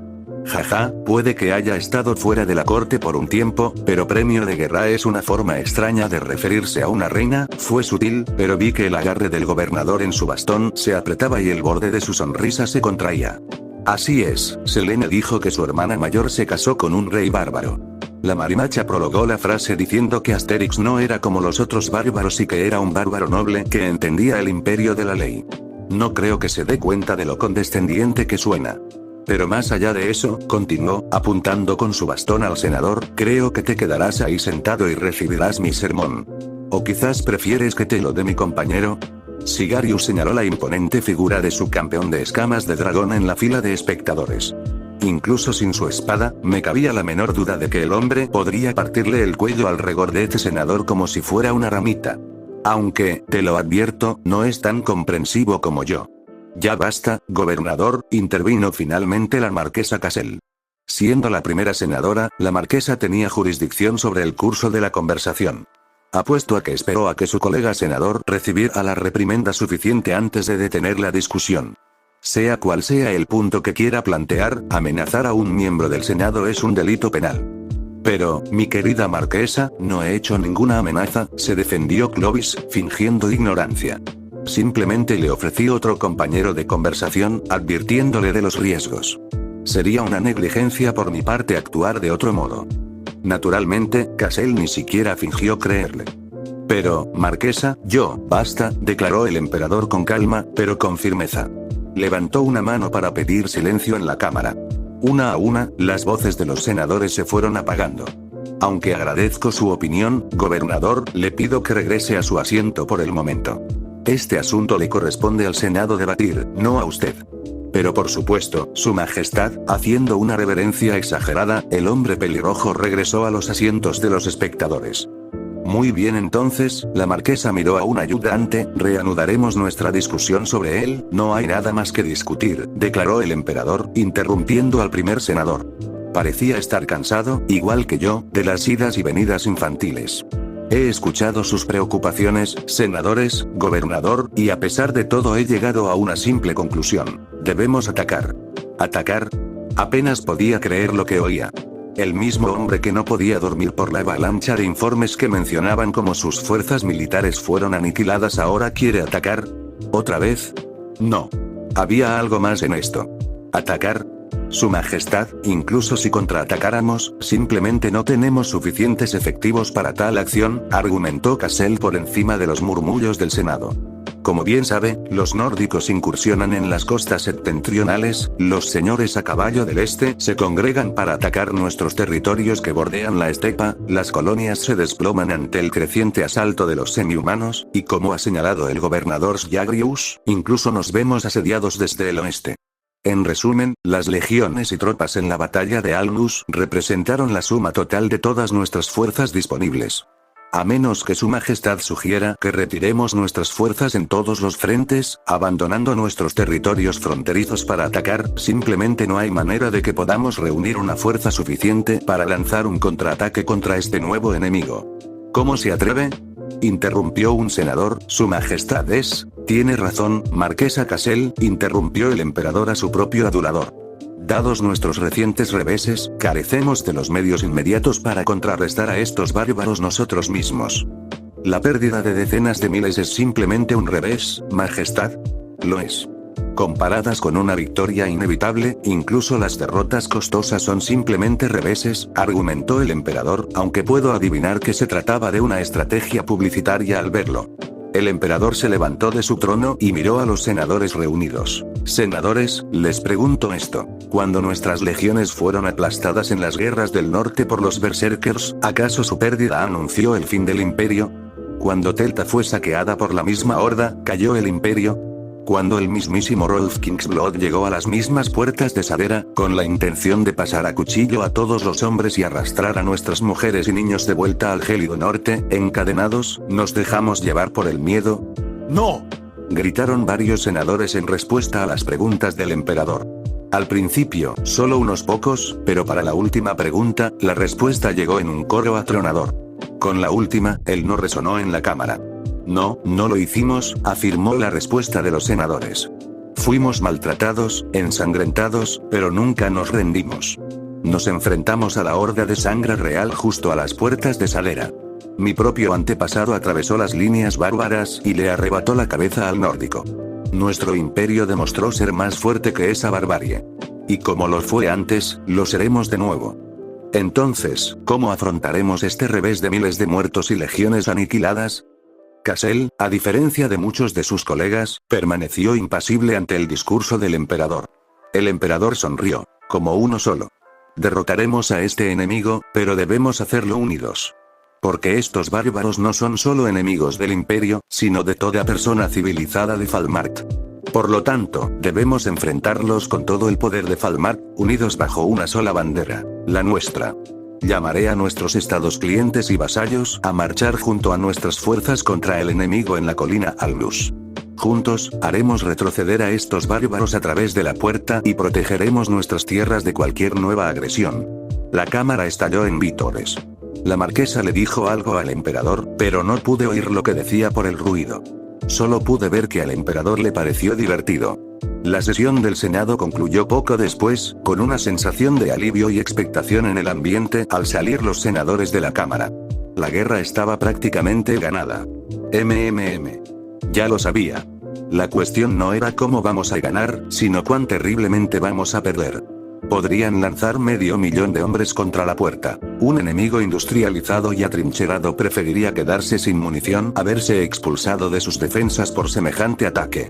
Eso suponiendo que solo tengan ametralladoras y eviten usar otras armas como gas venenoso para repeler cualquier asalto. Pero siempre vuelvo a la pregunta de cuán avanzados tecnológicamente son estos bárbaros. ¿Son simplemente de la época de la Gran Guerra con tanques rudimentarios, o una fuerza posterior al siglo XXI con misiles guiados por láser, o incluso un ejército de ciencia ficción con cañones de riel portátiles estándar? Pero lo supe a mi manera. Después de todo, no vine a esta reunión solo para escuchar a un grupo de personas atónitas ante la guerra industrial. Senador Goddason. Distinguí a Mago herido entre la multitud. Los senadores que estaban entre ellos se abrieron paso al ver quién era yo.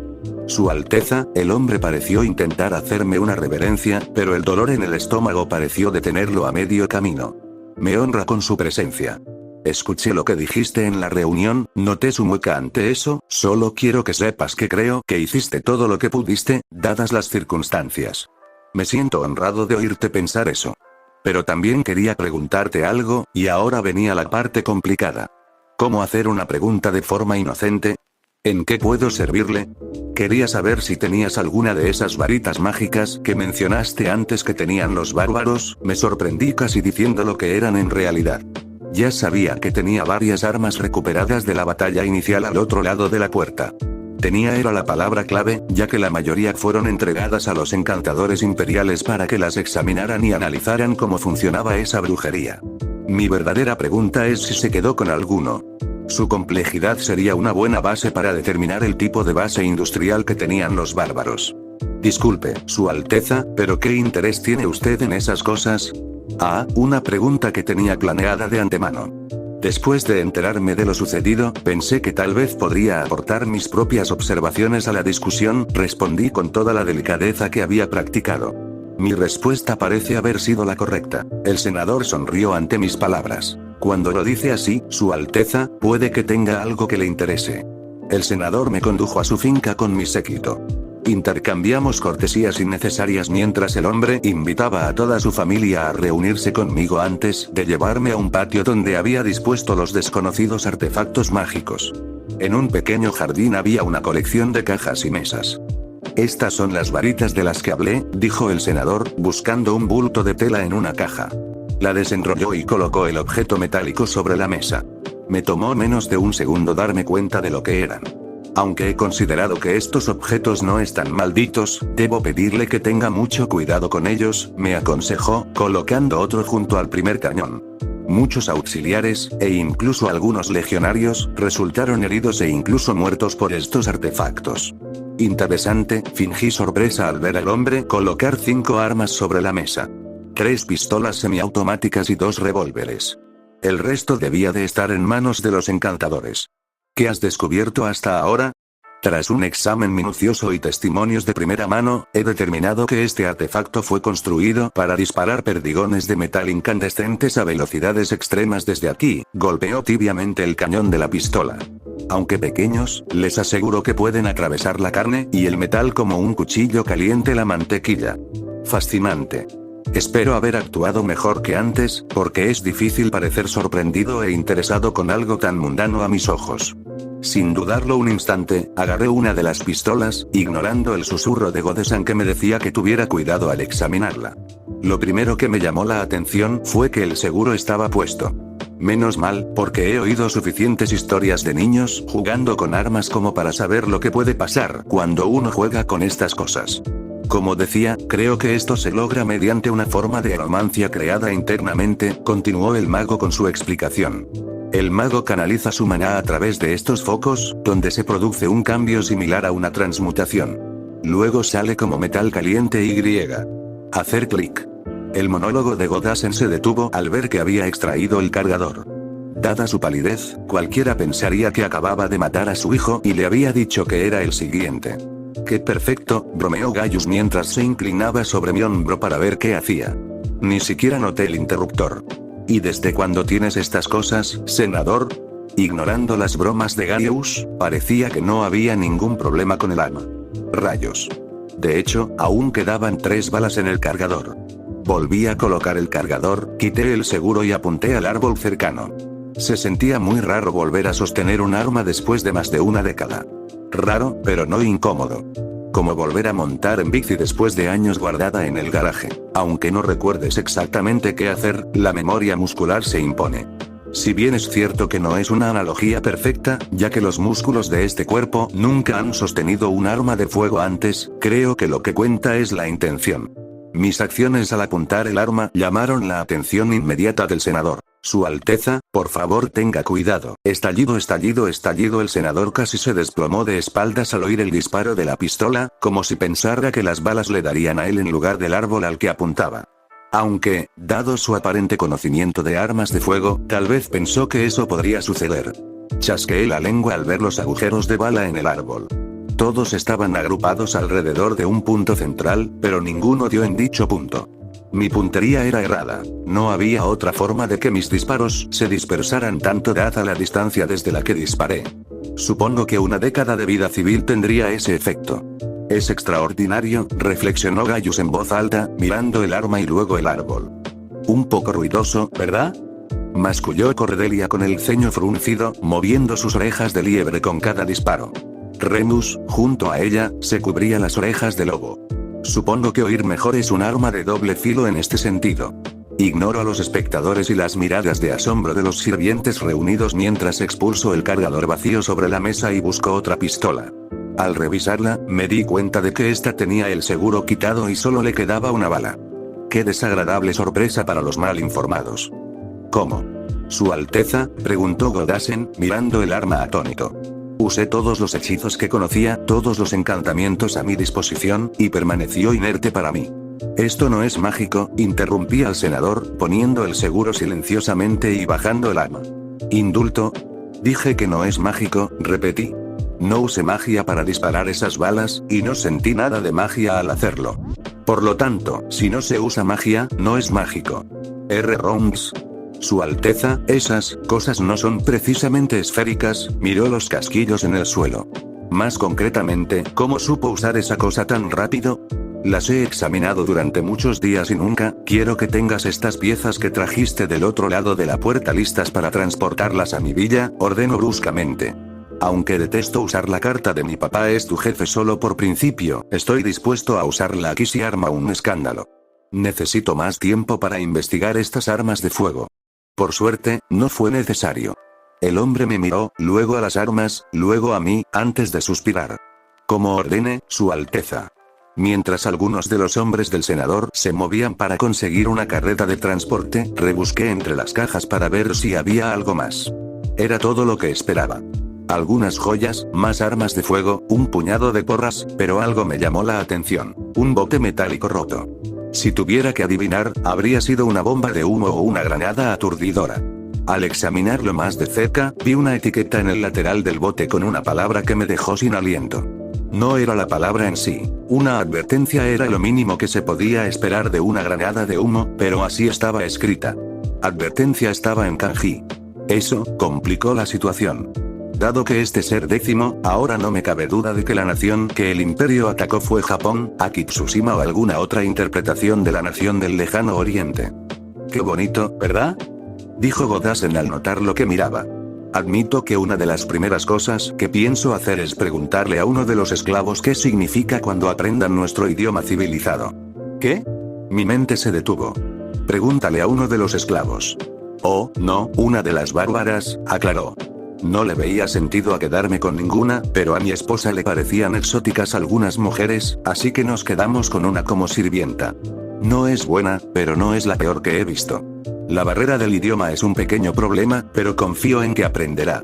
Estoy casi seguro de que sabe leer y escribir su idioma, así que espero que me ayude a organizar mi estudio cuando por fin domine lo básico de nuestro idioma. ¿Tomaste esclavos? Oh, joder. Un número, sí, asintió el senador. Oh, mierda, ¿y ese número sería? Sentí que se me helaba la sangre. Poco menos de 100 de nuestro recuento, recordó el senador. La mayoría fueron llevados hace un par de meses, justo después de la derrota de la vanguardia del general Cobalt. El resto llegó a la capital con mis fuerzas principales. Los llevaron al mercado justo después de mi entrada en la ciudad. Oh, mierda, ¿te gustaría ver a uno de ellos? Preguntó con una cálida sonrisa que parecía totalmente contradictoria con la gravedad de la situación. Ni siquiera recuerdo lo que dije, mi mente solo procesaba lo mal que podía ponerse esto, pero rápidamente me llevaron a una sala de estar dentro de la finca. Unos minutos después, un par de criadas entraron en la habitación. Ambas vestían de criadas, pero una de ellas, la mayor, parecía mucho menos aclimatada que la otra. Su apariencia física también la delataba. Apariencia asiática, cabello negro, ojos marrones, bastante hermosa, con las marcas en el cuello y debajo del labio. El corte en el labio parecía antiguo, años atrás, pero el moretón en el cuello era más reciente. No hace falta ser un genio para saber de dónde probablemente vino eso. Es bastante exótica, ¿verdad? Preguntó Godasen, señalando a la mujer. Todavía no he conseguido que entienda las palabras correctas, pero la he pillado intentando leer algunos libros y griega. Disculpe, senador, pero me gustaría intentar algo, no esperé la respuesta del hombre. Carraspeé y hablé en mi lengua materna por primera vez en casi 30 años. Hola, ¿me entiende? Mientras me estremecía por dentro al oír mi propia pronunciación, vi la reacción de la joven. Parpadeó un instante y me miró a los ojos. La sorpresa se reflejaba en su rostro. Ella oyó claramente japonés, pero quizá no lo entendía por mi acento. Intenté hablar más claro. Dije, tú. Sí, respondió rápidamente, sorprendida.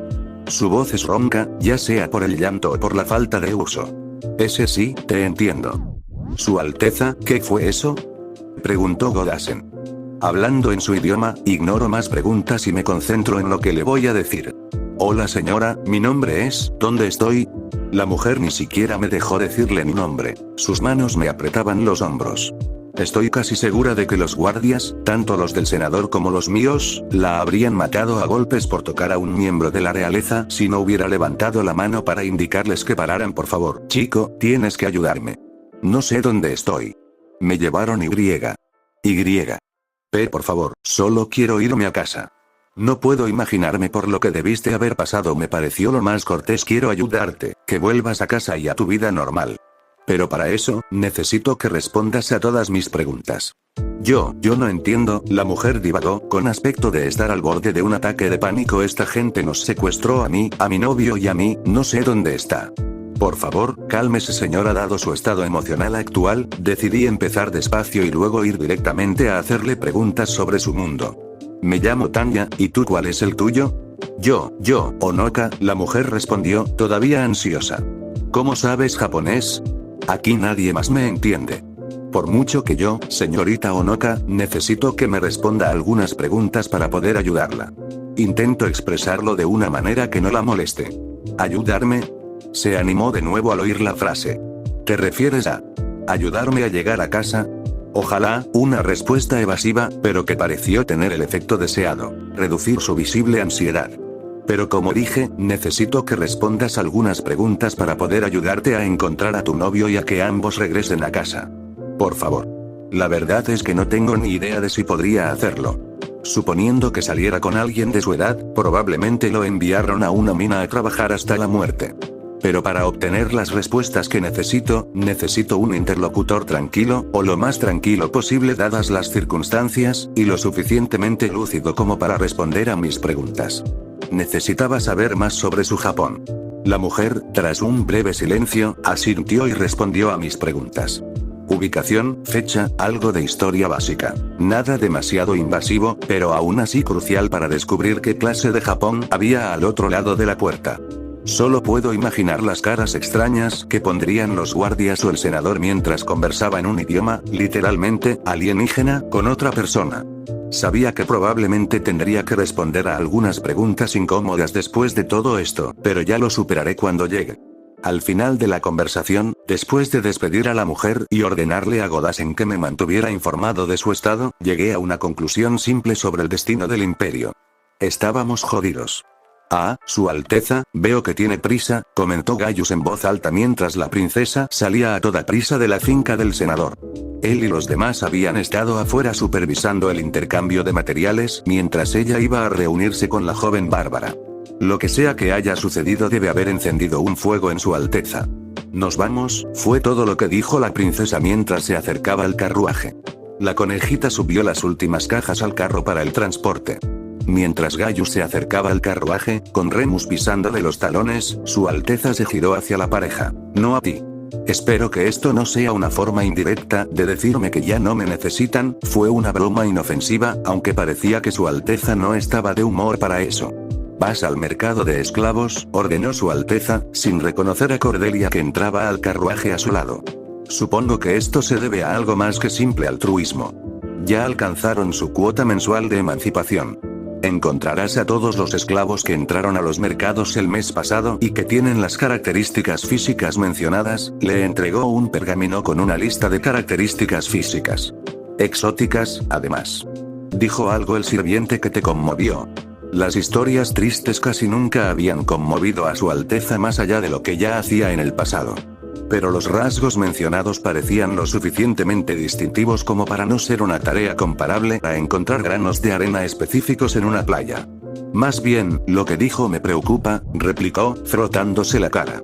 ¿Recuerdas aquel incidente de hace unos años en el oeste, en la frontera? 3 ciudadanos murieron a manos de una fuerza de asalto. ¿Recuerdas cuál fue la respuesta imperial? Debo confesar que ni siquiera sé a qué evento se refiere. Decir que hubo ciudadanos asesinados en la frontera era como decir que el agua mojaba, que el cielo era azul, o que Akushiko tenía 3 prostitutas por cada hombre. Decir lo contrario sería anormal. Por el crimen de 3 ciudadanos, la tribu fue destruida por la guarnición local, continuó Su Alteza. 1000, todos por matar a 3 personas. 3 ciudadanos, corrigió Hiaus. Y acabamos de matar a varios ciudadanos del otro lado de esa puerta y esclavizar a más de 100, sus palabras fueron concisas y frías. Incluso la chica liebre escuchaba.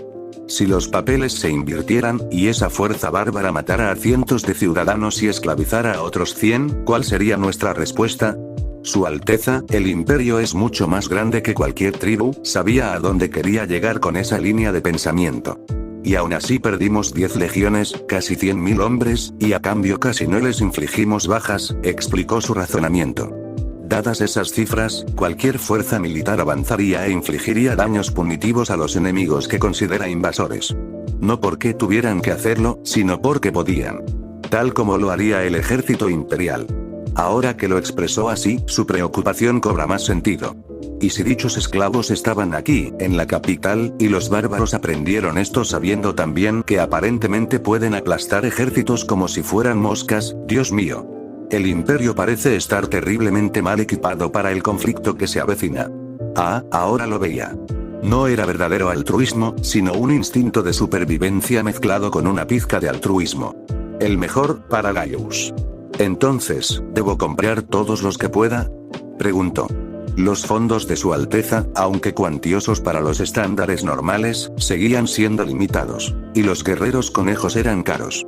Más aún cuando el comprador sabía que había un comprador interesado.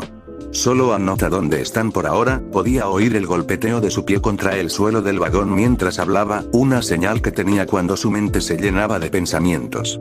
¿Quién los compró? ¿Quién los vendió? ¿Quién es su dueño? Tenlo todo bien organizado. Creo que necesitaremos esos documentos pronto. Ah, entonces una oferta de ritmo. Me ocuparé de ello de inmediato. Su Alteza, con una breve reverencia, observó cómo el carruaje y el carro se alejaban con la princesa y sus otros sirvientes a cuestas. Entonces, ¿a los mercados? Preguntó Remus a su mentor, aún procesando lo que les había dicho. Los mercados, asintió Gaius. La pareja se dirigió con la debida prisa. Por su parte, Gaius sintió un impulso en el paso que no había sentido en años. Después de todo, cuando la vida de uno está en juego, es fácil olvidar los dolores y molestias en las articulaciones. Incluso bajo la oscuridad de la luna nueva, Majoran podía ver el campo de batalla con claridad. Incluso después de todo lo que había visto, estos invasores aún le mostraban algo nuevo cada vez que los atacaba. Sería refrescante si no resultara en la muerte de la mayoría de sus hombres. Señor. Un centurión corrió a su lado. Tras recuperar el aliento, el hombre le dedicó un rápido saludo. Mi señor, el rey del Elba es, muertos, sin duda, suspiró el general Majoran mientras dejaba el catalejo. Estos bárbaros habían iluminado la noche con su magia, así que incluso alguien tan lejos como él podía ver lo que ocurría. El campo estaba sembrado de cadáveres, como era de esperar. La vista ya ni siquiera le sorprendió. El león estaba muerto, aunque ni siquiera Majoran pudo precisarlo. Destrozado por explosiones de fuego. Desgarrado por la cuerda metálica que se extendía entre las filas bárbaras. Quizás simplemente fue abatido por esa magia invisible que mataba a la mayoría de los hombres que subían la colina. Los bárbaros usaban tanta magia extraña y fantástica que apenas podía recordarla. Aún así, era una pena. De todos los nobles del estado cliente reunidos, solo él parecía tomarse en serio la amenaza de los bárbaros. cuando los líderes reunidos se reunieron y Majoran expuso toda la información que sus legiones habían obtenido sobre los bárbaros, a través del sangriento crisol de derrota tras derrota, dichos líderes se burlaron y ridiculizaron. A nadie parecía importarle que comandara una fuerza reducida de 40.000 hombres, los restos destrozados de lo que quedaba de las 10 legiones iniciales, mezclados con la minúscula cantidad de efectivos que pudo reunir de los fuertes fronterizos, las milicias locales y el simple reclutamiento. Tampoco tomaron en serio sus advertencias sobre la magia profana y las criaturas de metal. No. Los demás parecieron oír solo que la legión fue derrotada por unos cuantos miles de bárbaros. Se rieron y se burlaron de la legión durante horas. Por cierto, los que más se reían y se burlaban parecían ser también los que morían primero. ¡Qué curioso! Pero entre tantos golpes y burlas, el rey Durán, el león del Elba, permanecía sentado frente a él, silencioso como una tumba. Se tomaba cada palabra del general con la seriedad que merecía. Un buen hombre. Pero las órdenes de Majoran eran claras. Si bien debía atacar junto a los estados clientes, debía hacer todo lo posible para asegurar que estos sufrieran las peores pérdidas. Si los estados clientes supieran lo debilitado que estaba el imperio en esta región, que su fuerza de 40.000 era todo lo que quedaba de la legión en la zona, inevitablemente se rebelarían. En ese único aspecto, tuvo éxito. Los estados clientes sufrirían durante años las pérdidas sufridas en esta batalla. Lamentablemente, sus propias fuerzas estaban al borde del colapso. La única victoria que sus hombres pudieron reclamar fue la recuperación exitosa de su estandarte del campo de batalla. Costó 3 cortes enteras, hombres que usaron sus cuerpos para cubrir a los enviados a recuperar el estandarte, pero fue una victoria. Incluso la victoria se mide en cohortes, pero esa simple victoria apenas bastó para mantener la integridad de sus fuerzas. Los seguidores del campamento desertaban. Los auxiliares se dispersaban. Incluso pequeños grupos de sus propios legionarios se escabullían del campamento al amparo de la oscuridad.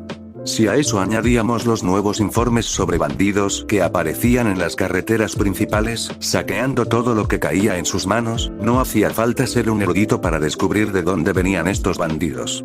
Fue un maldito desastre. Observó con ojos vidriosos cómo otra serie de explosiones ardientes iluminaba el campo. ¿Cuántos hombres acababa de matar?, se preguntó. ¿100? ¿1000? El plan de batalla inicial había sido que las fuerzas de su legión, complementadas con lo que quedaba de las fuerzas de los otros reinos aliados, marcharan hasta el límite de las capacidades a distancia de los bárbaros. Con antorchas en mano, sería difícil para los bárbaros pasar por alto semejante fuerza. Y mientras prestaban atención a su propia fuerza, el rey Durán y sus hombres se escabullirían al otro lado de la colina bajo la oscuridad de la luna nueva y lanzarían un ataque sorpresa contra ellos. Pero con el rey muerto y su ataque convirtiéndose en una derrota total, ¿qué podía hacer Majorón? ¿Regresar al campamento, esperar hasta la mañana y lanzar otro ataque fallido? ¿Era realmente la mejor estrategia continuar con esta matanza? Acababa de presenciar cómo una fuerza de más de 100.000 hombres se reducía a poco menos de 30.000 en cuestión de días. Si bien no era un blando en absoluto, semejante desgaste le revolvía el estómago. Lo sensato sería retirarse mientras aún tuviera fuerzas para comandar y esperar nuevas órdenes. Pero si se marchaba, sería tildado de cobarde por el resto de sus días. Sus descendientes serían objeto de burla y ridiculización durante generaciones por haber perdido ante simples bárbaros. Pero si se quedaba, él y todos sus hombres morirían. Sus muertes debilitarían aún más el control del imperio sobre la región. Quizás incluso provocarían el colapso total del control imperial sobre toda la región. Había visto los libros de contabilidad, sabía lo pocos hombres que quedaban en la zona. Si a eso añadíamos a estos bárbaros, la región estaría fuera de su alcance mientras mantuvieran la colina de Albus. Pero si se retiraba y mantenía algunas de sus fuerzas intactas, entonces tal vez podría existir la posibilidad de que el imperio conservara algún tipo de control, sin importar cuán minúsculo fuera. Esto le dejó con 2 opciones: su honor o su imperio. No temía a la muerte, pues sabía que Emroy lo acogería con los brazos abiertos. Pero morir por nada, que no solo su muerte, sino la de todos los que permanecían bajo su mando, carecieran de significado. O peor aún, que sus muertes acarrearan un peor destino para el imperio. Honor o imperio. Honor o imperio. Maldita sea todo. Toque en retirada, le dijo a su legado, entregándole el catalejo a un sirviente cercano. Por alguna razón, Majoran supuso que el legado expresaría alguna queja. De lo deshonroso que era. de cómo mancharía el honor de la Legión para las generaciones venideras. En cambio, el hombre asintió antes de apresurarse a difundir la orden. Mientras los cuernos anunciaban la retirada, una palpable sensación de alivio llenó el aire mientras los hombres emprendían la marcha de regreso al campamento. Aunque dormirían poco, él abandonaría este maldito campo de batalla antes siquiera del amanecer. Muchos más legionarios morirían antes de que este conflicto terminara. Pero no esta noche. Si alguien le hubiera dicho a Azama el año pasado que lideraría una fuerza expedicionaria a un mundo de fantasía después de la invasión de Tokio por dicho mundo, les habría pedido cortésmente que mantuvieran a las figuras del mundo real fuera de sus historias de ficción. Y sin embargo, allí estaba. Sentado en una oficina prefabricada revisando un informe posterior a la acción en otro mundo. Podemos confirmar con certeza que las fuerzas imperiales se han retirado completamente de la zona, terminó el teniente Yanagida su informe y tomó asiento. Detrás del hombre se veía una proyección aérea del área inmediata alrededor de su posición actual, Alnus, si no recordaba mal. Y con la retirada de las demás fuerzas, creo que podemos asumir con seguridad que hemos asegurado el control de la puerta por el momento. La Fuerza de Tareas Especiales, reunida tras el ataque a Japón, tenía dos objetivos sencillos: asegurar el territorio designado como región especial en el lado opuesto de la puerta y llevar ante la justicia a los responsables del ataque no provocado en Ginza. Si bien ya tenían detenidos a muchos oficiales del Imperio Salerán por el ataque en Ginza, la población exigía que quienes lo orquestaran fueran llevados ante la justicia. Ya fueran los oficiales militares del imperio, sus líderes políticos, e incluso su emperador, llegado el caso. Aún así, sabía que iba a ser más complicado que eso incluso antes de tener en cuenta el mundo de fantasía con magia y monstruos en el que estaban marchando. Señor, la cuarta unidad de combate es más que capaz de dar caza a cualquier rezagado, dijo el teniente coronel Kengun. Si no lo hacemos, podríamos enfrentarnos a otra fuerza como la última vez. La última vez fue la primera batalla por Alnus, cuando la expedición atravesó la puerta para asegurar el lado de la región especial. 2 meses de preparación, 2 días de estancamiento cuando los imperiales frenaron el avance inicial de la JSDF, y 5 días de limpieza tras la penetración final de sus fortificaciones. El mayor problema en esa batalla fue lo acorraladas que estaban sus propias fuerzas. La falta de poder aéreo para desmantelar las fortificaciones, una lluvia constante de munición primitiva proveniente de todos lados y fosos ocultos tan anchos que podrían tragarse un vehículo de combate de infantería entero fueron los mayores obstáculos a los que se enfrentaron. El progreso fue lento. No fue hasta que los imperiales aparentemente se quedaron sin municiones, tras haberles disparado constantemente durante 2 días seguidos, que la JSDF tuvo su oportunidad. Después de eso, sus hombres pudieron desmontar y la batalla pareció haber terminado. No es que la lucha hubiera cesado, sino que lo peor ya había pasado. 5 días después, tras ser tomada por asalto la última de sus fortificaciones, el ejército imperial se retiró. Poco más de un mes después, la segunda batalla que acababan de librar fue mucho más sencilla. El enemigo cargó contra sus líneas y fue fácilmente repelido por la superior tecnología y equipo de la JSDF. Tanto es así que Azama sabía que sus fuerzas no sufrieron ni una sola baja en todas las batallas. Un logro sin precedentes teniendo en cuenta que el enemigo sufrió decenas de miles de bajas. Todo aquello le recordó al general el frente occidental europeo de la Primera Guerra Mundial, donde los hombres corrían a través de tierra de nadie bajo el intenso fuego de las ametralladoras y sufrían pérdidas horrendas. El único enemigo al que se enfrentan es un estado medieval preindustrial con algunos irregulares mágicos. Aunque aprecio su entusiasmo, teniente coronel, no creo que sea necesario por el momento, respondió Azama a su subordinado. La última vez que interrumpieron un ataque, tardaron casi mes y medio en lanzar otro. Aunque no pretendo restarle importancia a la situación, creo que por el momento estamos a salvo de un ataque inminente. Sí señor, Kengun aceptó su razonamiento. Señor, ¿qué hay de las otras fuerzas que vimos junto a los imperiales? Preguntó el coronel Kamo. ¿Sabemos algo más sobre ellas? Nada concreto, pero tengo mis teorías. Azama le indicó al adjunto Yanagida que pasara a la siguiente diapositiva.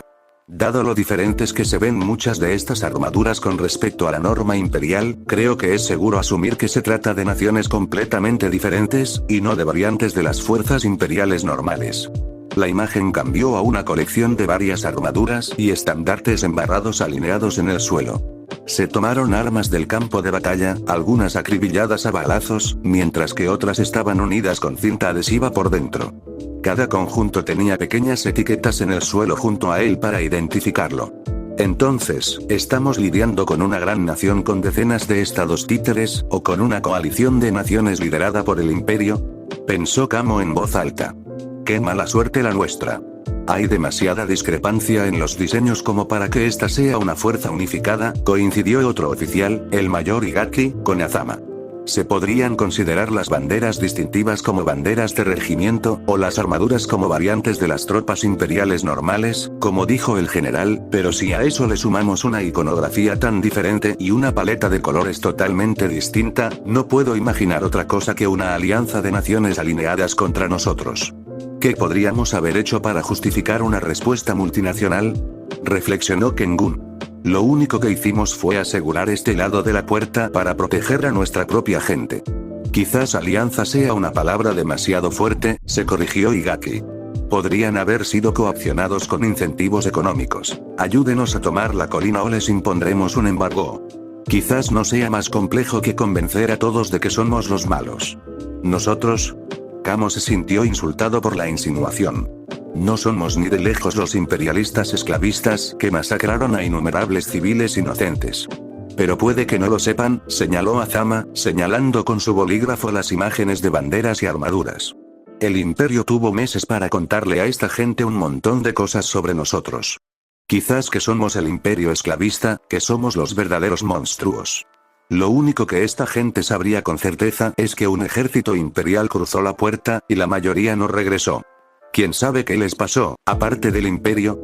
Con las palabras del general, la ira de Camo se calmó y el hombre suspiró. Cuando lo dice así, señor, el mayor problema es nuestra falta de información sobre este mundo, suspiró Yaginda, frotándose la nuca. Simplemente no sabemos lo suficiente. Pero ahora que nuestra posición está segura, como lo estará por ahora, debemos solucionarlo, coincidió Azama con su adjunto. Mayor Igaki. Señor, el mayor se subió las gafas y enderezó la postura. Quiero que organices varios grupos de reconocimiento para comenzar a explorar la región especial con más detalle, ordenó Azama. ¿En algún lugar en particular, señor? El hombre sacó una hoja de papel y anotó varias cosas para después. Por ahora, comenzaremos con la zona más allá de nuestras inmediaciones, dijo el general tomando un mapa de papel que la agencia de inteligencia creó con la información recopilada tras el avance inicial contra Alnus y los restos de mapas que encontraron en varios campamentos imperiales. Obviamente, estaba incompleto, con gran parte del área tachada como terra incógnita.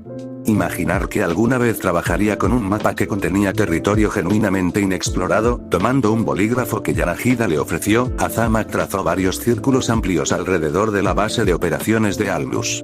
Nuestras incursiones iniciales deberían estar lo suficientemente cerca como para evacuar a nuestra gente en caso de que ocurra lo peor, pero más lejos de lo que nuestros equipos de reconocimiento han llegado hasta ahora. Le pasó el mapa a Igaki. Y lo que es más importante, sin duda contactarán con la población local. Es imperativo que establezcamos relaciones amistosas con ellos, tanto para facilitar la cooperación futura como para refutar cualquier calumnia que el imperio pueda haber difundido sobre nosotros. Dejaré su composición a su discreción. Me encargaré de ello, señor, respondió el mayor, tomando algunas notas en un trozo de papel suelto, dobló el mapa y lo guardó en su bolsillo. Bien, ¿algo más? Azama miró a los demás oficiales que lo acompañaban. Ninguno objetó. ¿No? Entonces pueden retirarse. Mientras sus oficiales se marchaban, con Yanagida preparándose para seguirlos, Azama no pudo evitar presentir que la misión se complicaría mucho más antes de terminar. Miró por la ventana, observando a los hombres realizar sus tareas en los edificios prefabricados de la base. Llámelo una corazonada, pero sintió que la JSDF apenas había arañado la superficie de lo que la región especial tenía para ofrecer. Si esto fue bueno o malo, solo el tiempo lo dirá.